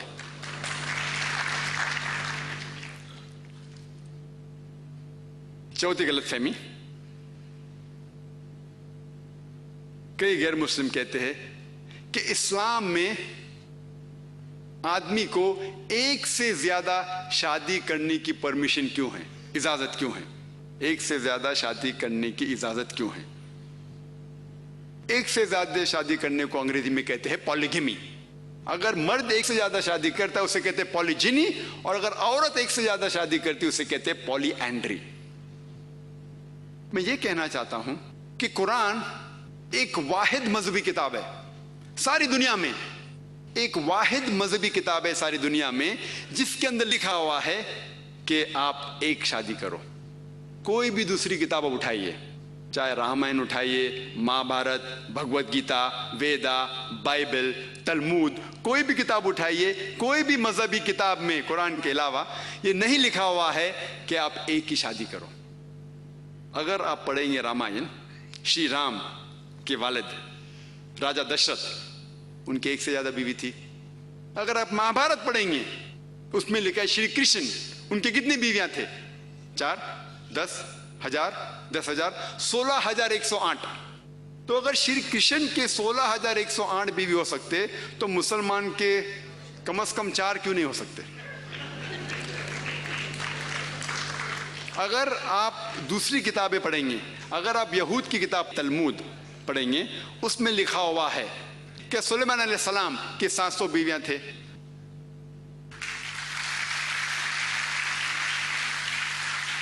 इब्राहिम अलैहिस्सलाम के 3 बीवियां थे। तो इसी तरीके से अगर आप ओल्ड टेस्टामेंट पढ़ेंगे, न्यू टेस्टामेंट पढ़ेंगे, बाइबल पढ़ेंगे, इससे हमें ये मालूम पड़ता है कि Bible, old testament, new testament, यहूद की किताब या ईसाई की किताब में कहीं भी मुमानियत नहीं है, कहीं भी ये नहीं कहा गया है कि आप एक से ज्यादा शादी नहीं कर सकते। हालांकि उनकी किताबों के हवाले से आप कितनी भी कर सकते हैं, 2, 10, 15,000, 10,000, 20,000, कोई रुकावट नहीं है। ये तो बाद में यहूद के रबाय गेनशम बिन यहूदा 10वीं या 11वीं सदी में उन्होंने कहा कि यहूद लोग एक से ज्यादा शादी नहीं करना चाहिए। वो तो क्रिश्चियन चर्च है जो अभी बैन लगाए कि क्रिश्चियन एक से ज्यादा शादी नहीं करना चाहिए। उसी तरीके से इस मुल्क हिंदुस्तान में एक हिंदू मैरिज एक्ट पास किया गया था 1954 में। एक स्पेशल हिंदू मैरिज एक्ट पास किया गया था इस गवर्नमेंट के जरिए, जिनने कहा कि हिंदू इस देश में एक से ज्यादा शादी नहीं कर सकता।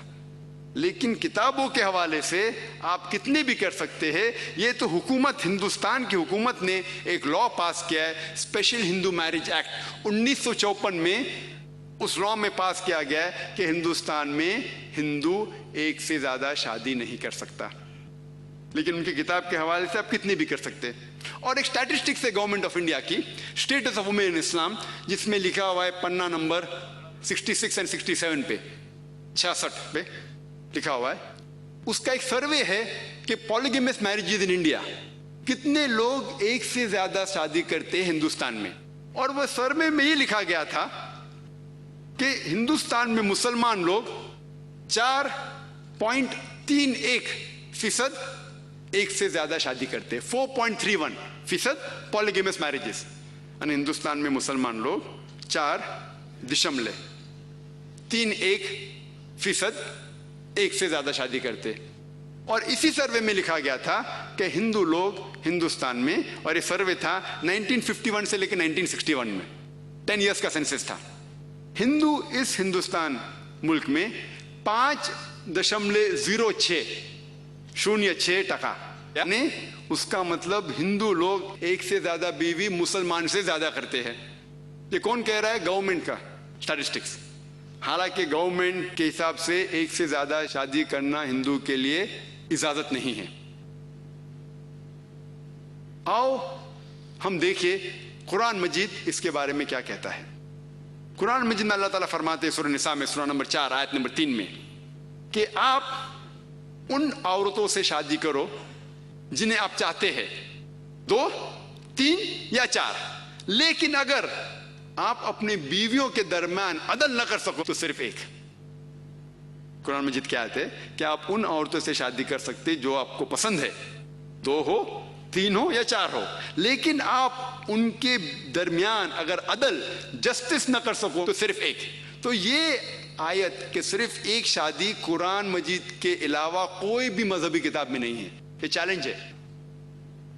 मैं इस्लाम और दीगर मजहब का तालिब इल्म हूँ, कोई स्कॉलर नहीं हूँ, तालिब इल्म हूँ, लेकिन मैं पढ़ा हूँ अल्हम्दुलिल्लाह वेदा, भगवद गीता, रामायण, महाभारत, बाइबल, तलमूद, ग्रंथ, अवेस्ता, कोई भी किताब में नहीं लिखा है कि एक ही शादी करना चाहिए, सिर्फ कुरान में। और बहुत से लोगों को गलत फहमी है कि इस्लाम के अंदर एक से ज्यादा शादी करना फर्ज है। एक से ज्यादा शादी करना फर्ज नहीं, मुबाह है, ऑप्शनल है, करना चाहो तो कर सकते हैं, लेकिन जब आप एक से ज्यादा शादी करोगे तो बीवी के दरमियान अदल करना जरूरी है। और आओ हम ये समझे कि अल्लाह सुब्हानहू व तआला ने इजाजत क्यों दी कुछ लोगों को एक से ज्यादा शादी करने की। आज साइंस ये कहती है कि कुदरती तौर से लड़का लड़की बिल्कुल वही फीसद से पैदा होते हैं। लड़का लड़की, औरत मर्द 50-50% के दरमियान लगभग पैदा होते हैं। लेकिन अगर आप कोई भी पीडियाट्रिशियन से पूछेंगे जो बच्चों का डॉक्टर है, वो कहेगा कि लड़की को बीमारियों से लड़ने की, जिरासम से लड़ने की ज्यादा ताकत है। कोई भी डॉक्टर आपको कहेगा। तो बचपन में ही आप देखेंगे ज्यादा लड़कों की मौत होती बनिस्बत लड़कियों की। तो बचपन में ही आप देखेंगे, पीडियाट्रिक एज में आप देखेंगे लड़कियां लड़के से ज्यादा है। जिंदगी बढ़ती है, बढ़ने के बाद कई लोग मर रहे हैं। कई लोग मर रहे शराब पीने से, कई लोग मर रहे सिगरेट पीने से, कई लोग मर रहे एक्सीडेंट में, कई लोग मर रहे हैं जंग में।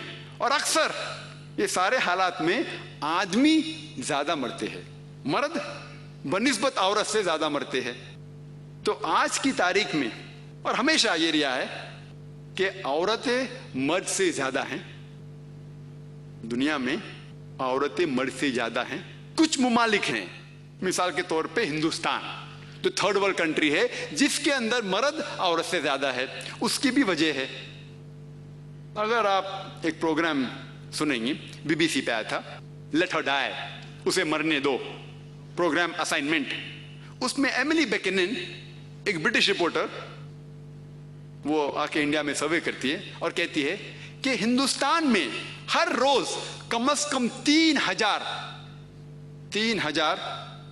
बच्चे जो मां के पेट में हैं वो गिराए जाते हैं जब ये पता चलता है कि वो बच्चा मां के पेट में लड़की है। हर रोज 3,000 से ज्यादा बच्चे मां के पेट से गिराए जाते हैं जब ये पता लगता है कि वो लड़की है। यानी साल में तकरीबन 10 लाख से ज्यादा, मोर देन 1 मिलियन बच्चे जो मां के पेट में जब ये पता चलता है कि लड़की है, उन्हें गिराया जाता है हिंदुस्तान में, हमारे देश में। और तमिलनाडु गवर्नमेंट हॉस्पिटल रिपोर्ट के मुतालिक हर 10 बच्ची जो पैदा होती है गवर्नमेंट हॉस्पिटल में, जो लड़की है, हर 10 लड़की जो पैदा होती है उसमें से 4 का कत्ल किया जाता है। 4 का कत्ल किया जाता है। अगर ये काम जो बिल्कुल गलत है, हराम है, लड़की का कत्ल करना, मां के पेट में से बच्चा गिराना क्योंकि वो लड़की है, ये बिल्कुल गलत है, हराम काम है। अगर ये काम हिंदुस्तान में बंद हो जाएगा तो इंशाअल्लाह हिंदुस्तान में भी 20-30 साल में औरतों की जो तादाद है मर्द से ज्यादा होंगी। आज के स्टैटिस्टिक्स ये कहते हैं कि सिर्फ न्यूयॉर्क में 10 लाख से ज्यादा औरत मर्द के मुकाबले में है। सिर्फ यूएसए में 78 लाख, 7.8 मिलियन 80 में 2 कम, लाखों औरतें मर्द से ज्यादा है। सिर्फ यूके में, सिर्फ ब्रिटेन में 40 लाख से ज्यादा औरतें मर्द के मुकाबले में हैं। सिर्फ जर्मनी में 50 लाख से ज्यादा औरतें मर्द के मुकाबले में हैं। सिर्फ रूस में, सिर्फ रशिया में 90 लाख से ज्यादा औरतें मर्द के मुकाबले में हैं। और अल्लाह ही, खुदा ही जानता होगा सारे आलम में, सारे दुनिया में कितने औरतें मर्द से ज्यादा होंगी। मान लो, मैं इस बात को तस्लीम करता हूं, मान लो सिर्फ आर्गुमेंट के तौर पे मैं इस बात को तस्लीम करता हूं कि हर मर्द एक ही औरत से शादी करना चाहिए, मान लो। और अगर मेरी बहन या आपकी बहन अमेरिका में रह रही है, जहां पे 80 में 2 कम लाख औरतें मर्द से ज्यादा है, और सपोज मार्केट सैचुरेटेड है, मतलब हर मर्द ने एक औरत अपने लिए ढूंढ ली, फिर भी 80 में 2 कम लाख यानी 2.25 करोड़ से ज्यादा औरतें को शौहर नहीं मिलेंगे। और अगर मिसाल के तौर पे मेरी बहन अमेरिका में या आपकी बहन अमेरिका में, और बदकिस्मती से वो ये 2.25 करोड़ से ज्यादा में से एक औरत है, तो उसके लिए क्या रास्ता है? सिर्फ 2 ही रास्ता है कि वो ऐसे आदमी से शादी करे जिसकी शादी हो चुकी है, या वो बाजार की जीनत बने। लोग बोलेंगे बाजार की जीनत, जाकिर भाई आप ऐसा सख्त अल्फाज इस्तेमाल कर रहे। मैं ये सबसे अच्छे उर्दू जो जानता हूं, मैं उससे अच्छी उर्दू तो जानता नहीं हूं मैं, मेरे उर्दू में कमजोरी है। इंग्लिश में कहता हूं पब्लिक प्रॉपर्टी, बाजार की जीनत। और कोई रास्ते ही नहीं है, ये 2 रास्ते के अलावा और कोई रास्ता ही नहीं। 2 रास्ते रह जाते कि इधर उससे शादी करो जिसकी शादी हो चुकी, या बाजार की जीनत बने। और अगर आप देखेंगे अमेरिका में आम है, अमेरिका में मिस्ट्रेसेस आम है, रखेल रखना बहुत आम है, लेकिन एक से ज्यादा शादी करना उनको हजम नहीं होता। और अमेरिकन स्टैटिस्टिक्स ये कहते हैं कि आमतौर पे एक मर्द 8 औरतों से हम बिस्तरी करते हैं आमतौर पे। कुछ लोग करते होंगे 2, कुछ लोग 10, कुछ लोग 20।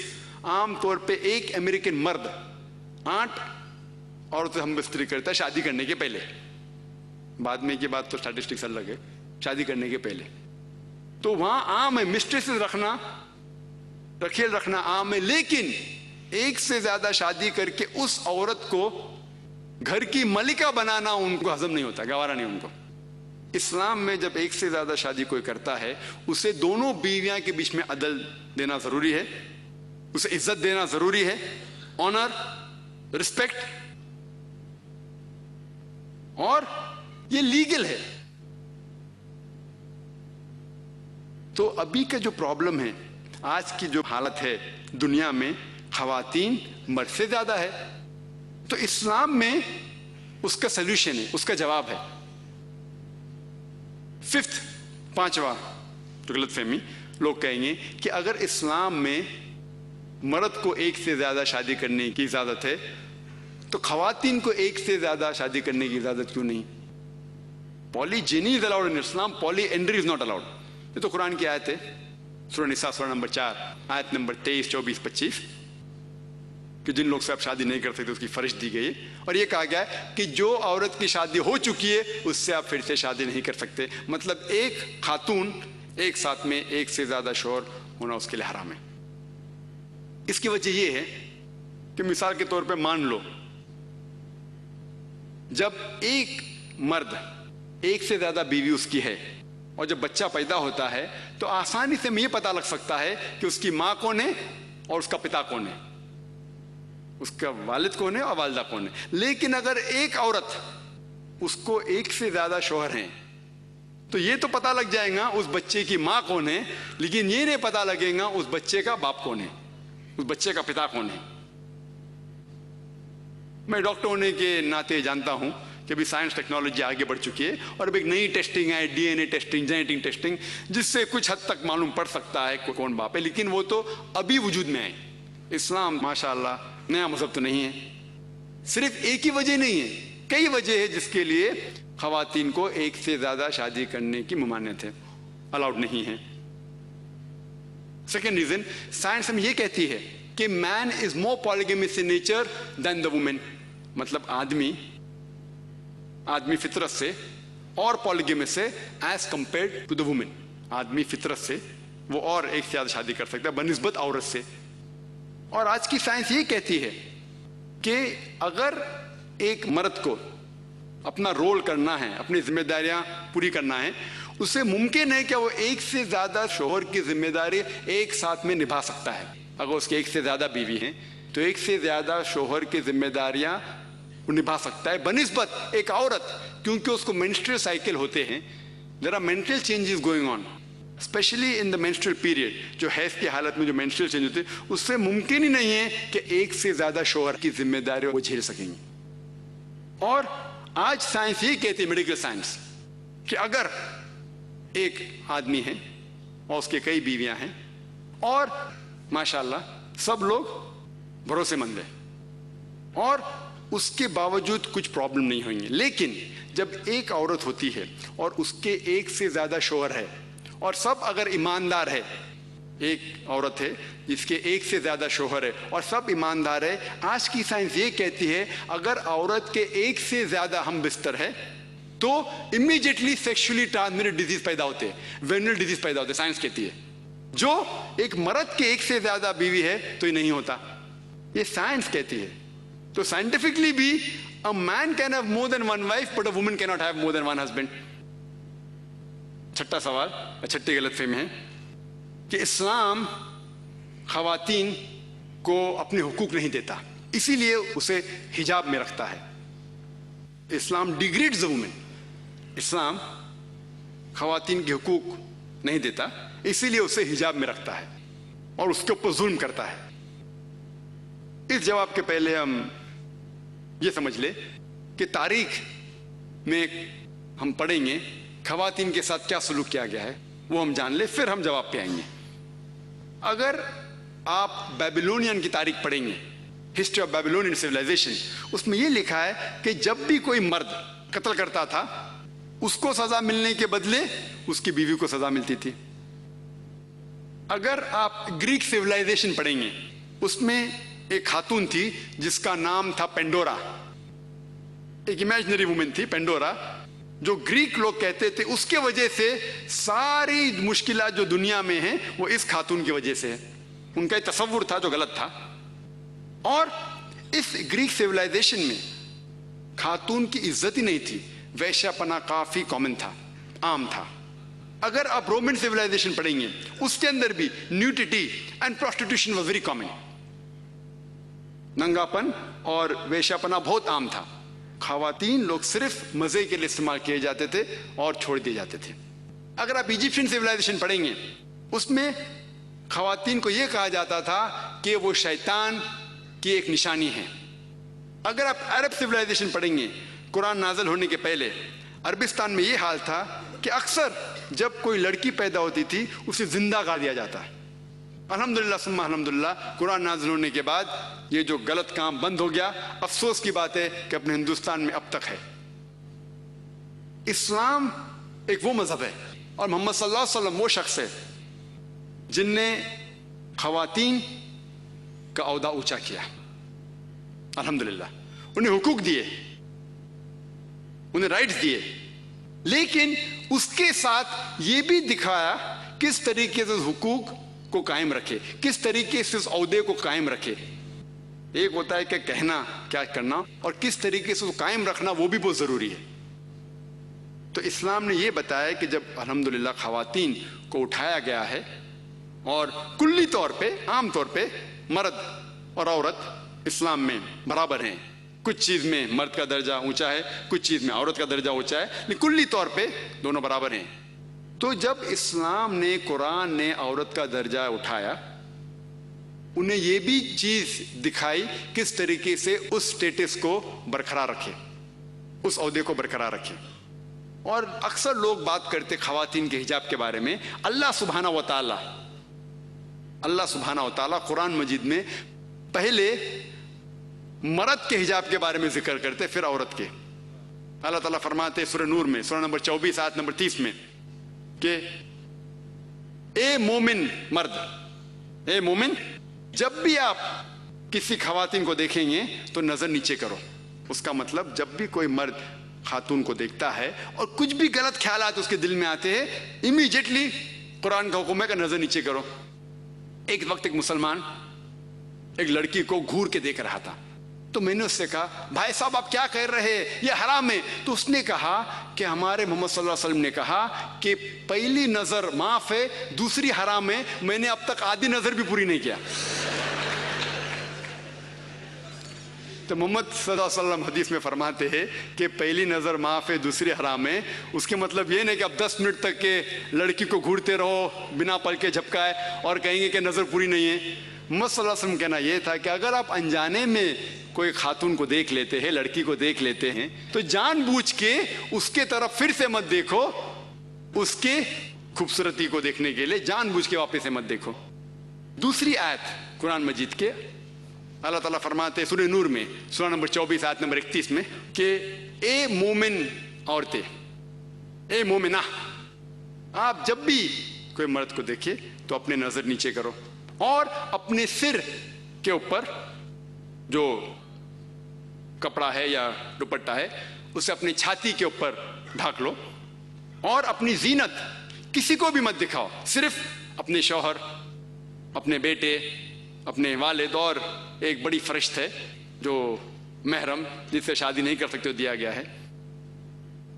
عام طور پہ حجاب کے لیے 6 فرائض ہیں، 6 نقطے ہیں، 6 پوائنٹس ہیں. نمبر 1 ایکسٹینٹ اورا، جو مرد کے لیے ہے کم از کم ناس سے لے کے گھٹنے تک، اور خواتین کے لیے پورا جسم ڈھکا رہنا چاہیے. صرف جو دکھ سکتا ہے وہ چہرہ اور ہاتھ. کچھ علماء کہتے ہیں یہ بھی ڈھکا ہونا چاہیے. باقی 5 باتیں خواتین اور مرد کے لیے یکساں ہے. دوسرا پوائنٹ، جو کپڑے وہ پہن رہے ہیں وہ اتنے پتلے نہیں ہونا چاہیے تاکہ کوئی اس کے آر پار دیکھ سکے. تیسرا پوائنٹ، ایسے کپڑے چست کپڑے نہیں ہونا چاہیے جس سے جسم کا ڈھانچہ دکھ سکے. چوتھا پوائنٹ، کپڑے اتنے بھڑکیلے نہیں ہونا چاہیے کہ دوسرے جنس کو متاثر کرے. پانچواں پوائنٹ، کپڑے غیر جنس کے، عورت مرد کے کپڑے نہ پہنے اور مرد عورت کے کپڑے نہ پہنے. اور چھٹا کہ کوئی غیر مسلم کے کپڑے نہ پہنے جو اس کی نشانی ہیں. یہ 6 پوائنٹ ہے حجاب کے، 6 نقطے ہیں، 6 فرائض ہے حجاب کے. اور اللہ سبحانہ وتعالیٰ فرماتے سورہ احزاب میں سورہ نمبر 33 آیت نمبر 59 میں، یا نبی کہہ دو اپنے بیٹیوں سے، اپنے بیویوں سے اور مومنہ سے، مومن خواتین سے، کہ جب بھی وہ باہر جائے تو جلباب پہنے، اپنے آپ پہ اوڑھ لے جلباب، تاکہ لوگ انہیں پہچان سکے اور انہیں پریشان نہ کرے. People will not molest them، کہ لوگ انہیں پہچانے اور ان کی عزت سے نہ کھیلے. مثال کے طور پہ اگر دلی کے سڑک پہ مثال کے طور پہ 2 جڑواں بہن جو بہت خوبصورت ہے، ہو بہو خوبصورت ہے، بہت خوبصورت ہے، 2 جڑواں بہن چل رہے ہیں دلی کے سڑک پہ. ایک جڑواں بہن پہنے ہوئے اسلامک لباس، پورا جسم ڈھکا ہوا ہے، صرف چہرہ اور ہاتھ دکھ رہا ہے. اور دوسری بہن پہنی ہوئی مغربی لباس، منی اسکرٹس یا شارٹ، مغربی لباس تو منی اسکرٹس یا شارٹس جو تن کو کم ڈھک رہا ہے اور دکھا رہا ہے زیادہ. اور دونوں جڑواں بہن اگر دلی کے سڑک کناٹ پلیس اگر وہاں چل رہے ہیں اور سڑک کے کونے پہ کنارے پہ ایک لفنگا ٹھہرا ہوا ہے لڑکی کو چھیڑنے کے لیے، میرا یہ سوال ہے کہ وہ لفنگا کس کو چھیڑے گا؟ وہ بہن کو جو اسلامک لباس پہنی ہوئی ہے، حجاب پہنی ہوئی، کیا وہ بہن جو مغربی لباس پہنی ہوئی کس کو چھیڑے گا؟ جو مغربی لباس پہنا ہوا ہے. قرآن صحیح کہتا ہے کہ حجاب خواتین کو محفوظ رکھتا ہے اور عزت برقرار رکھتا ہے. اور اس کے بعد اسلامی شریعت یہ کہتی ہے کہ اگر کوئی آدمی کسی عورت کا بلاత్కాر کرتا ہے، جبر زنا کرتا ہے، تو اس کے لیے سزائے موت، ڈیتھ پینلٹی. بہت سے غیر مسلم کہیں گے سزائے موت آج کی تاریخ میں 21ویں صدی میں سزائے موت، کتنا بے درد دین ہے یہ اسلام، کتنا ناگوار دین ہے. لیکن میں سوال پوچھا ہوں ہزاروں غیر مسلم سے، اب بھی پوچھ رہا ہوں کہ مثال کے طور پہ خدا نہ کرے کوئی آپ کی ماں یا آپ کی بہن کا بلاత్కాر کرتا ہے، اور وہ بلاత్కాر کرنے والے کو آپ کے سامنے لایا جاتا ہے اور آپ کو جج بنایا جاتا ہے، آپ کیا سزا اسے دیں گے؟ اور 100% مجھے جواب یہ ملا کہ سارے غیر مسلم نے کہا کہ ہم اسے سزائے موت دیں گے. کچھ غیر مسلم نے یہ بھی کہا کہ ہم اسے تڑپا تڑپا کے ماریں گے. تو جب آپ کی کوئی والدہ یا آپ کی بہن کا بلاత్కాر کرتا ہے، آپ کو اس سے سزائے موت دینے کا ہے، دوسری کسی بہن کا بلاత్కాر کرتا ہے، آپ کے سزائے موت غلط ہے. یہ ڈبل سٹینڈرڈز کیوں؟ جو لا ہوتا ہے یہ کیوں ہونا چاہیے؟ اگر آپ جانتے، آج جو لوگ کہتے ہیں امریکہ اتنی ایڈوانسڈ ملک ہے، لوگ اس کی طرف دیکھتے، آپ جانتے وہ ایک ملک ہے جس میں زیادہ بلاత్కాر ہوتے ہیں. ایک ملک ہے جو نمبر 1 پہ نہیں ہے لیکن جو میکسیمم ریپ جتنے دنیا میں ہوتے اس میں سے ایک ملک ہے USA. FBI کے اسٹیٹسٹکس کے حساب سے 1991 کہ FBI کے اسٹیٹسٹکس کے متعلق اس میں لکھا گیا ہے کہ ہر روز امریکہ میں 1756 بلاత్కాر ہوتے تھے. 1996 کے اسٹیٹسٹکس کے حساب سے 1996 کے اسٹیٹسٹکس کے حساب سے US crime department of justice وہ کہتی ہے کہ 1996 میں ہر روز آن ایوریج ہر روز 2713 بلاత్కాر ہوتے تھے. 91 میں 1756، 96 میں 2713. امریکن لوگ اور ذرا زیادہ بولڈ ہو گئے اور ہمت والے ہو گئے. ہر روز 2713، یعنی ہر 32 سیکنڈ میں ایک بلاత్కాر ہوتا ہے امریکہ میں آج کی تاریخ میں. ہم اس آڈیٹوریم میں لگ بھگ 2 گھنٹے سے ہیں. 2 گھنٹے سے جب سے ہم اس آڈیٹوریم میں ہیں 200 بلاత్కాر امریکہ میں ہو بھی چکے ہوں گے. میں آپ کو یہ پوچھنا چاہتا ہوں، اگر ہم اسلامک شریعت لاگو کرے امریکہ میں کہ کوئی بھی مرد کوئی خواتین کو دیکھے اور کوئی بھی غلط تصور اس کے دماغ میں آیا، اسے اپنی نظر نیچے کرنا چاہیے. اس کے بعد خواتین سارا جسم ڈھکے، صرف چہرہ اور ہاتھ چھوڑ کے، اور اس کے بعد اگر کوئی مرد بلاత్కాر کرتا ہے سزائے موت. میں یہ پوچھنا چاہتا ہوں کہ امریکہ میں بلاత్కాر کی فیصد بڑھیں گی، وہی رہیں گی یا گھٹیں گی؟ گھٹیں گی. آپ اسلامی شریعت لاگو کرو اور امیجیٹلی آپ کو ریزلٹس ملیں گے. اور جو ایکس ہوم منسٹر تھے ایل کے اڈوانی، ابھی نہیں ہیں، اس دیش کے ہوم منسٹر تھے، ان نے تجویز کی تھی، ان نے کہا تھا گورنمنٹ سے کہ بلاత్కాر کرنے والے کو ڈیتھ پینلٹی ملنی چاہیے. اور میں الحمدللہ انہیں کانگریچولیٹ کیا. ایل کے اڈوانی جو ہوم منسٹر تھے، ابھی نہیں ہیں، ان نے کہا تھا چند سال پہلے کہ بلاత్కాر کرنے والوں کو سزائے موت ہونا چاہیے. اور میں ان کی اس بات پہ سہمت ہوں. باقی بات سے شاید سہمت نہیں ہوں، بٹ اس بات پہ تو سہمت ہوں.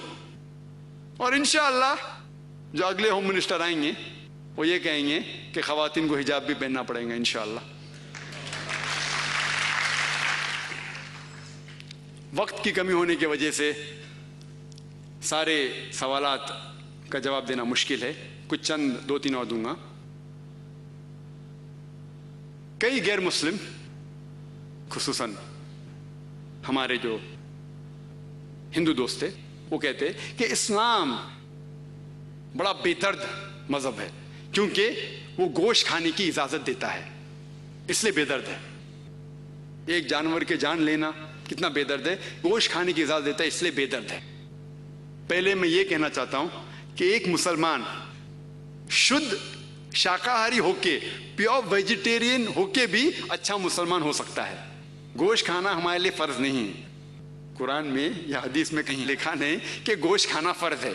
ایک مسلمان اچھا مسلمان شدھ شاکاہاری ہو کے، پیور ویجیٹیرین ہو کے بھی ہو سکتا ہے. لیکن اللہ تعالیٰ فرماتے ہیں سورہ مائدہ میں سورہ نمبر 5 آیت نمبر 1 میں کہ ہم نے آپ کو کھانے کے لیے سارے جانور جس کے 4 پیر ہے اس کی اجازت دی ہے، صرف جس کی ممانعت ہے.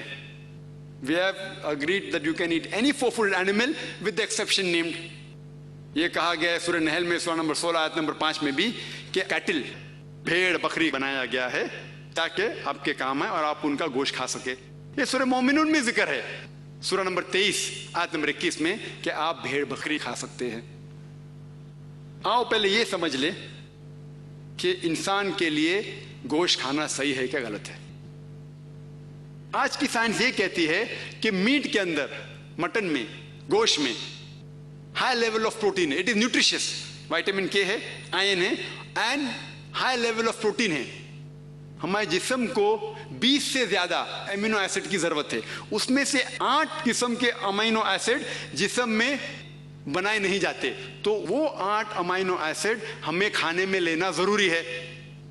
کوئی بھی ویجیٹیرین فوڈ، کوئی بھی شاکاہاری کھانے میں یہ 8 امینو ایسڈ ایک ساتھ ہے ہی نہیں.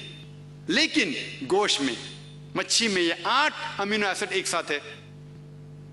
وہ الگ بات ہے کہ اگر ہم ڈفرینٹ ویجیٹیبلس کھائیں گے، فروٹس کھائیں گے تو شاید 8 ایک ساتھ میں ہو جائے، لیکن ایک ساتھ میں ایک ویجیٹیبل میں 8 امینو ایسڈ موجود ہی نہیں ہے.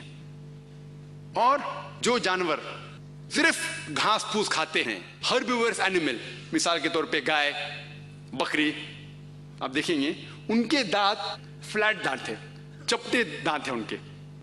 وہ صرف گھاس پھوس کھا سکتے، گوشت کھا ہی نہیں سکتے، ان کے دانت ہیں چپٹے، ہربیورس سیٹ آف تیتھ. آپ وہ جانور کو دیکھیں گے جو گوشت کھاتے ہیں، مثال کے طور پہ شیر ببر، چیتا، ان کے نوکیلے دانت ہیں، کینائن تیتھ. وہ صرف گوشت کھاتے ہیں، گھاس پھوس کھا ہی نہیں سکتے. اگر آپ جا کے آئینے میں اپنے دانت دیکھیں گے، ہمارے پاس چپٹے دانت بھی اور نوکیلے دانت بھی ہے. اگر اللہ تعالیٰ چاہتا کہ ہم صرف گھاس پھوس کھائے تو یہ نوکیلے دانت کیوں دیے ہمیں؟ یہ کینائن سیٹ آف تیتھ کیوں دیے؟ اس سے یہ ظاہر ہوتا ہے کہ ہم گوشت بھی کھا سکتے ہیں. اور جو ڈائجسٹو سسٹم ہے بھیڑ بکری کا، وہ صرف گھاس پھوس کھا سکتا ہے، گھاس پھوس ہضم کر سکتا ہے، گوشت ہضم کر ہی نہیں سکتا ہے. ڈائجسٹو سسٹم جو چیتے کا ہے، شیر کا ہے، شیر ببر کا ہے، وہ صرف گوشت کو ہضم کر سکتا ہے، گھاس پھوس کو کر نہیں سکتا ہے. ہمارا ڈائجسٹو سسٹم جو بھگوان نے بنایا ہے، جو خدا نے بنایا ہے، جو اللہ سبحانہ بنایا ہے، وہ گھاس پھوس بھی ہضم کر سکتا ہے، گوشت بھی ہضم کر سکتا ہے. اگر اللہ تعالیٰ چاہتا کہ ہم صرف گھاس پھوس کھائے تو ایسا ڈائجسٹو سسٹم کیوں دے جو گوشت کو بھی ہضم کر سکتا ہے. اور بہت سے لوگ کو یہ غلط فہمی ہے، ہمارے ہندو دوست لوگ کو، کہ ان کی مذہبی کتابیں گوشت کھانے سے روکتی ہیں. یہ غلط فہمی ہے. اگر آپ ان کی مذہبی کتاب پڑھیں گے، ان کی مذہبی کتابوں میں گوشت کھانے کی ممانعت نہیں ہے. اگر آپ پڑھیں گے Manusmriti chapter number 5 verse number 30 ادھیائے 5 شلوکا 30، اس میں لکھا ہے کہ بھگوان نے کچھ جانور کو کھانے کے لیے بنایا ہے، کچھ جانور کو کھلانے کے لیے. God has created some animals to eat and some to be eaten. اگر آپ وہ جانور کھاتے ہیں جو کھانے کے لیے بنائے گئے ہیں تو آپ کچھ گناہ نہیں کرتے. منوسمرتی ادھیائے 5 شلوکا نمبر 30. آگے آپ پڑھیں گے منوسمرتی ادھیائے 5 شلوکا نمبر 31 میں کہا گیا ہے کہ اگر آپ وہ جانور کا قتل کرتے ہیں جو پوجا کے لیے بنائے گئے تو آپ کو کوئی گناہ نہیں ہے. منوسمرتی ادھیائے 5 چیپٹر 5 ورس نمبر 39 and 40 39 اور 40، اس میں لکھا گیا ہے کہ اگر آپ سیکریفائز میں گوشت کھاتے ہیں، پوجا کے لیے گوشت کھاتے ہیں تو کوئی گناہ نہیں کر رہے. اور کئی ایسے حوالے ہیں رگ ویدا میں جہاں لکھا ہوا ہے کہ آپ بھینس کھا سکتے. کتنے حوالے ہیں رگ ویدا جلد نمبر 10. اور اگر آپ مہا بھارت پڑھیں گے انوشاسن پرو ادھیائے نمبر 88 جس کا ذکر منوسمرتی میں بھی ہے، بھیشم سے پوچھا جاتا ہے، یدھشٹر سب سے بڑے بھائی ہے، وہ بھیشم سے پوچھتے ہیں کہ یگنا میں पूजा में हमें क्या चीज देना चाहिए ताकि हमारे परदादा खुश होंगे, एंसेस्टर्स विल बी हैप्पी। तो भीष्म जवाब देते हैं कि अगर आप भाजी, फल और चावल देंगे तो हमारे परदादा 1 महीने के लिए खुश होंगे। अगर फल, भाजी, चावल देंगे 1 महीने के लिए। अगर आप मच्छी देंगे तो 2 महीने के लिए। अगर गोश्त देंगे तो 3 महीने के लिए। अगर खरगोश देंगे तो 4 महीने के लिए। अगर बकरी देंगे तो 5 महीने के लिए। अगर सूअर देंगे तो 6 महीने के लिए। अगर परिंदा देंगे तो 7 महीने के लिए। हिरन देंगे तो 8 महीने के लिए। ये मेन्यू है, पूरा लंबा है। आखिर में कहा जाता है कि अगर आप भैंस देंगे तो 11 महीने के लिए, और अगर आप गाय देंगे तो 1 पूरे साल के लिए हमारे परदादा खुश होंगे, और अगर आप राइनोसरस देंगे तो हमेशा के लिए खुश होंगे। तो अगर आप हिंदू मजहबी किताब पढ़ते हैं तो इससे यह मालूम पड़ता है कि हिंदू मजहबी किताब के अंदर भी गोश्त खाने की मुमानियत नहीं है। लेकिन क्योंकि बहुत से लोग दिगर मजाहिब की तरफ जा रहे थे, मिसाल के तौर पे जैनिज्म, इसलिए उनने दूसरी मजहब की चीज को इख्तियार किया। और अगर दिगर मजाहिब से पूछेंगे क्यों आप गोश्त नहीं खाते, तो वो कहते हैं कि किसी की जान लेना हराम है। जब आप गोश्त खाते हैं तो जानवर की जान लेते हैं, इसीलिए हराम है। तो मैं कहता हूं अगर हम बिना किसी की जान लिए इस धरती पे जी सके तो मैं सबसे पहला इंसान हूंगा। मैं कहता हूं, क्योंकि मैं डॉक्टर हूं, मैं जानता हूं। मैं उनसे कहता हूं कि आज साइंस एडवांस हो चुकी है। ये अलग बात है कि पहले लोग समझते थे कि पेड़ पौधे में जान नहीं है। आज साइंस एडवांस हो चुकी है, हम जानते हैं कि पेड़ पौधे में भी जान है, फल में भी जान है।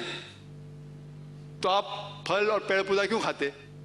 तो उनकी लॉजिक, उनकी मंतिक जरा बदल गई। अभी कहते हैं अच्छा हम जानते हैं कि पेड़ के अंदर जान है, लेकिन जो पेड़ पौधा है उनको दर्द महसूस नहीं होता, जानवर को दर्द महसूस होता है। इसलिए जानवर खाना बड़ा हराम है बनिस्बत भाजी पाला खाने से। आज साइंस और तरक्की कर चुकी है। साइंस ये कहती है कि पेड़ पौधे भी उनको दर्द होता है, वो हंस भी सकते, वो रो भी सकते, वो चिल्ला भी सकते, लेकिन उनकी आवाज हमारे कानों तक नहीं पहुंचती, क्योंकि हमारे कान सिर्फ 20 साइकिल्स टू 20,000 साइकिल्स, 20 से 20,000 साइकिल्स पर सेकंड तक सुन सकते। इसके नीचे, इसके ऊपर हमारे कान को नहीं सुनाई देता। लेकिन पेड़ पौधे भी रोते हैं, हंसते हैं, खुश होते हैं। आज साइंस एडवांस हो चुकी है। एक शख्स था जो मुझसे बहुत बहस किया। वो कहने लगा, जाकिर मैं मानता हूं क्या पेड़ पौधे में, फल में जान है, उन्हें दर्द का भी एहसास होता है, लेकिन जानवर के पास 5 सेंसेस है, 5 एहसास करने के सेंसेस है। ये जो पेड़ पौधे है सिर्फ 3 है। तो क्योंकि पेड़ पौधे के सेंसेस जो एहसास करने के ना, एहसास मतलब टच, टेस्ट, फील, ये सब एहसास सेंसेस बोलते हैं अंग्रेजी में। तो क्योंकि पेड़ पौधे में 2 कम है, इसीलिए पेड़ पौधे को मारना कम गुनाह है। तो मैंने उस शख्स से कहा कि मान लो आपका कोई भाई है जो गूंगा और बहरा पैदा होता है, ना सुन सकता है ना बोल सकता है, 2 सेंसेस कम है, 2 एहसास करने की चीज कम है। अगर वो बड़ा होता है और कोई उसका कत्ल करता है तो आप जाके जज से कहेंगे कि जज मेरे भाई के कातिल को कम सजा दो क्योंकि उसके पास 2 सेंसेस कम थे। आप तो उल्टा कहेंगे कि कातिल को डबल सजा दो, उसने मासूम को मारा है, बेचारा बहरा था और गूंगा था। इस्लाम में बहरा गूंगा 2 सेंस ज्यादा 2 सेंस कम, कुरान में लिखा हुआ है सूरह बकरा में सूरा नंबर 2 आयत नंबर 168। उसमें अल्लाह ताला फरमाते या लज़ीना आमनू, ओ ईमान वाले, आप वो चीज खाओ जो आपके लिए हलाल है। जो हलाल है वो जायज है, जो हराम है वो नाजायज है। तो जो चीज हलाल है हम खा सकते हैं। कोई अगर शुद्ध शाकाहारी है, मुझे कोई गिला शिकवा उससे नहीं है, कोई गिला शिकवा नहीं। कोई शुद्ध शाकाहारी है तो मैं मांसाहारी हूं, वो शाकाहारी है, मुझे कोई गिला शिकवा। लेकिन अगर वो मुझसे आके कहेगा कि मांसाहारी बनना गलत है तो मैं जवाब देता हूं। और हिंदुस्तान में जो लोग हैं, कई लोग शाकाहारी है, उससे देखे जाओ तो मुझे फायदा है। अगर सब हिंदुस्तानी मांसाहारी बन जाएंगे तो ये मटन का भाव जो ज्यादा हो जाएगा। तो मुझे कोई गिला शिकवा नहीं अगर बाकी लोग शाकाहारी है तो। लेकिन कुरान इजाजत देता है कि आप جو جانور کے نام دیے گئے وہ کھا سکتے ہیں. اور کچھ لوگ یہ کہتے ہیں کہ آپ لوگ جانور کھاتے ہیں اور جانور کی طرح برتاؤ کرتے ہیں. تو میرا جواب یہ مختصر سا جواب، وقت کم ہے. بالکل صحیح. آج کی سائنس یہ کہتی ہے کہ جو بھی آپ کھاتے ہیں وہ آپ کے مزاج کے اوپر اثر کرتا ہے. یہ سائنس کا لیٹسٹ ڈسکوری ہے. جو آپ کھاتے ہیں آپ کے بیہیویئر کے اوپر اس کا ایفیکٹ ہوتا ہے. تو وہ کہتے ہیں غیر مسلم آپ جانور کھاتے اور جانور کی طرح برتاؤ کرتے. تو میرا جواب یہ ہے کہ ہمارے اسلام میں وہ جو خطرناک جانور ہیں، شیر، چیتا، شیر ببر، جو ایک دم وائلنٹ ہے، خطرناک ہے، وہ کھانے کی ممانعت ہے، الاؤڈ نہیں ہے، پروہیبٹڈ ہے. ہم کو صرف اجازت ہے بھیڑ، بکری، گائے، جو امن کے جانور ہے، کیونکہ ہم امن سے رہنا چاہتے ہیں.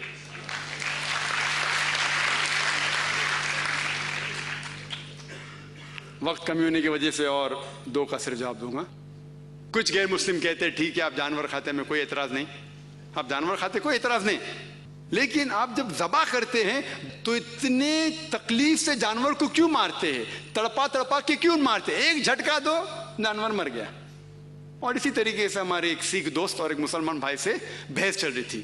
وہ سکھ بولتا ہے آپ کو مارنے کا تو جھٹکا سے مارو، فنش، ایک جھٹکے میں جانور مر گیا، آپ تڑپا تڑپا کے کیوں مارتے؟ تو اپنا مسلمان بھائی جو اس کے ذہن سے اس نے جواب دیا، اس نے کہا کہ آپ لوگ بزدل ہے، آپ لوگ پیچھے سے وار کرتے ہیں، ہم مرد کے بچے آگے سے وار کرتے ہیں. یہ جواب صحیح نہیں ہے، یہ جواب صحیح نہیں ہے. یہ ایک چٹکلا تھا، چٹکلا، جوک، چٹکلا کہتے ہیں نا.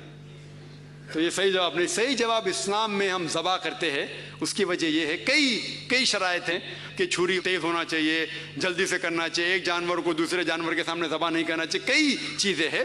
سب سے اہم ہے کہ جب آپ ذبح کرتے ہیں تو آپ تھروٹ کو اور ونڈ پائپ کو کاٹتے ہیں اور ویسلز آف دا نیک، جو گردن کے جتنے ہیں ویسلز، اس کو کاٹتے ہیں.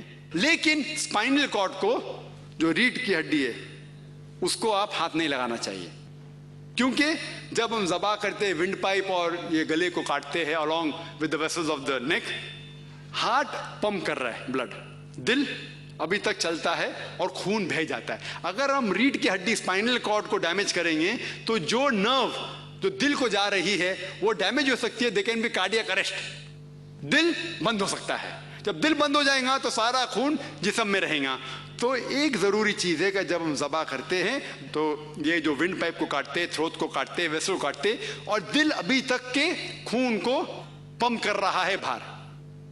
ہمارا مین مقصد ہے کہ خون جانور کے جسم سے باہر جائے. آج سائنس یہ کہتی ہے کہ خون is a good medium of germs and bacteria. خون کے اندر جراثیم رہتے ہیں، ٹاکسن رہتے ہیں، بہت سے بیماریاں رہتے، تو ہم سائنٹیفکلی اس خون کو بہنے دیتے ہیں. اور لوگ کو غلط تصور ہے کہ جب ذبح ہوتا ہے تو جانور تڑپ تڑپ کے مرتا ہے. حالانکہ جب ذبح ہوتا ہے تو جو خون کا ویسل جو دماغ کے اس بھاگ کو پہنچتا ہے جس سے درد کا احساس ہوتا ہے وہ بند ہو جاتا ہے. تو جانور سکون سے مرتا ہے، اس کو درد کا احساس نہیں ہوتا ہے، کیونکہ خون جو دماغ کے حصے پہ جا رہا ہے جس سے درد کا احساس ہوتا ہے وہ بند ہو جاتا ہے. میں یہ جانتا ہوں کہ جانور تڑپ تڑپ کے مرتا ہے. وہ تڑپتا ہے درد کی وجہ سے نہیں، کیونکہ خون کم ہونے کی وجہ سے scientifically muscles contract and relax. خون کم ہونے کی وجہ سے وہ مسل کانٹریکٹ کرتے اور ریلیکس کرتے، اسی لیے جانور تڑپتا ہے، درد سے نہیں. حالانکہ جھٹکے میں کئی بار جانور 2, 3, 4 گھنٹے بعد مرتا ہے اور بہت درد کے ساتھ مرتا ہے. تو اسلامک طریقہ سلاٹرنگ کا ایک دم صحیح طریقہ ہے، سائنٹیفک ہے. وقت کی کمی ہونے کی وجہ سے آخری جواب دوں گا میں، جو 10واں ہے. لوگ یہ کہتے کہ جب اسلام بت پرستی میں نہیں مانتا ہے، آپ مسلمان سب سے زیادہ بت پرستی کرتے، آپ کعبہ کی طرف سجدہ کرتے ہیں، وہ سب سے زیادہ بت پرستی ہے. غیر مسلم کہتے اسلام اگر بت پرستی کے خلاف ہے تو آپ لوگ کعبہ کو سجدہ کیوں کرتے، کعبہ کی پرستی کیوں کرتے ہیں، کعبہ کی عبادت کیوں کرتے؟ اس کا جواب ہے کہ کوئی بھی مسلمان کعبہ کی عبادت نہیں کرتا ہے. کعبہ ہمارا قبلہ ہے. آپ جہاں بھی دنیا میں ہیں قبلہ کی طرف دیکھ کے نماز پڑھیے. کعبہ قبلہ ہے، دشا ہے، ڈائریکشن ہے.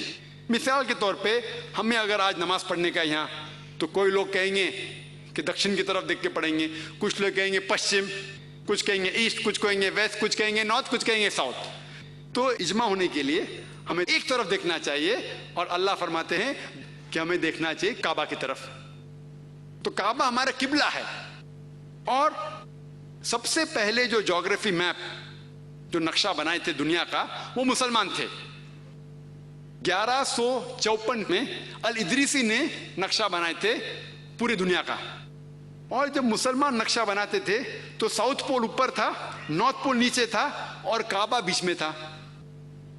بعد میں ویسٹرن کارٹوگرافرز آئے، مغربی لوگ آئے، اور میپ کو الٹا کیے، اپ سائڈ ڈاؤن. یہ جو میپ ہے اس کو الٹا کیے، نارتھ پول اوپر، ساؤتھ پول نیچے. بٹ الحمدللہ کعبہ اب بھی سینٹر میں ہے.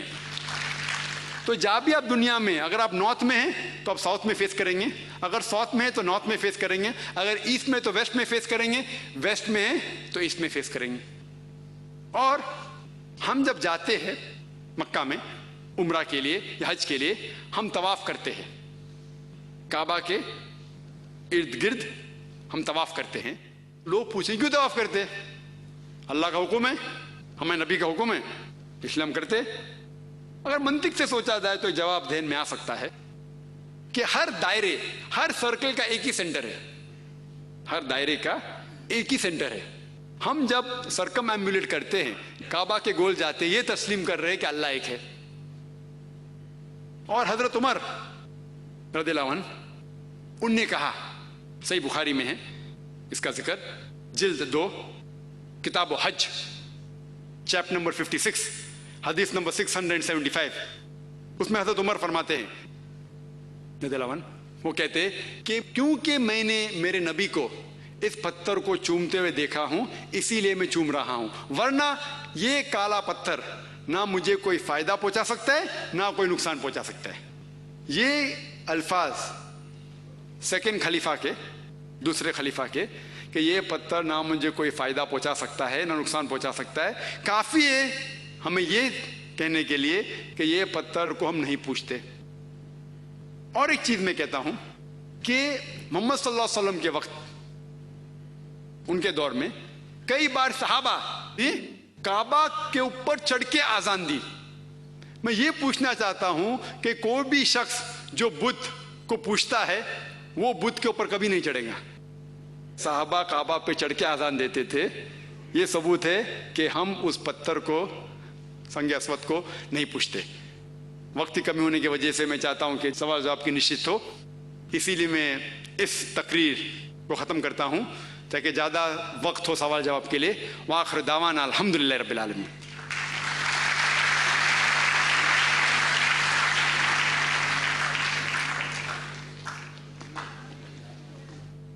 ما لي إليك وسيلة إلا الرجاء،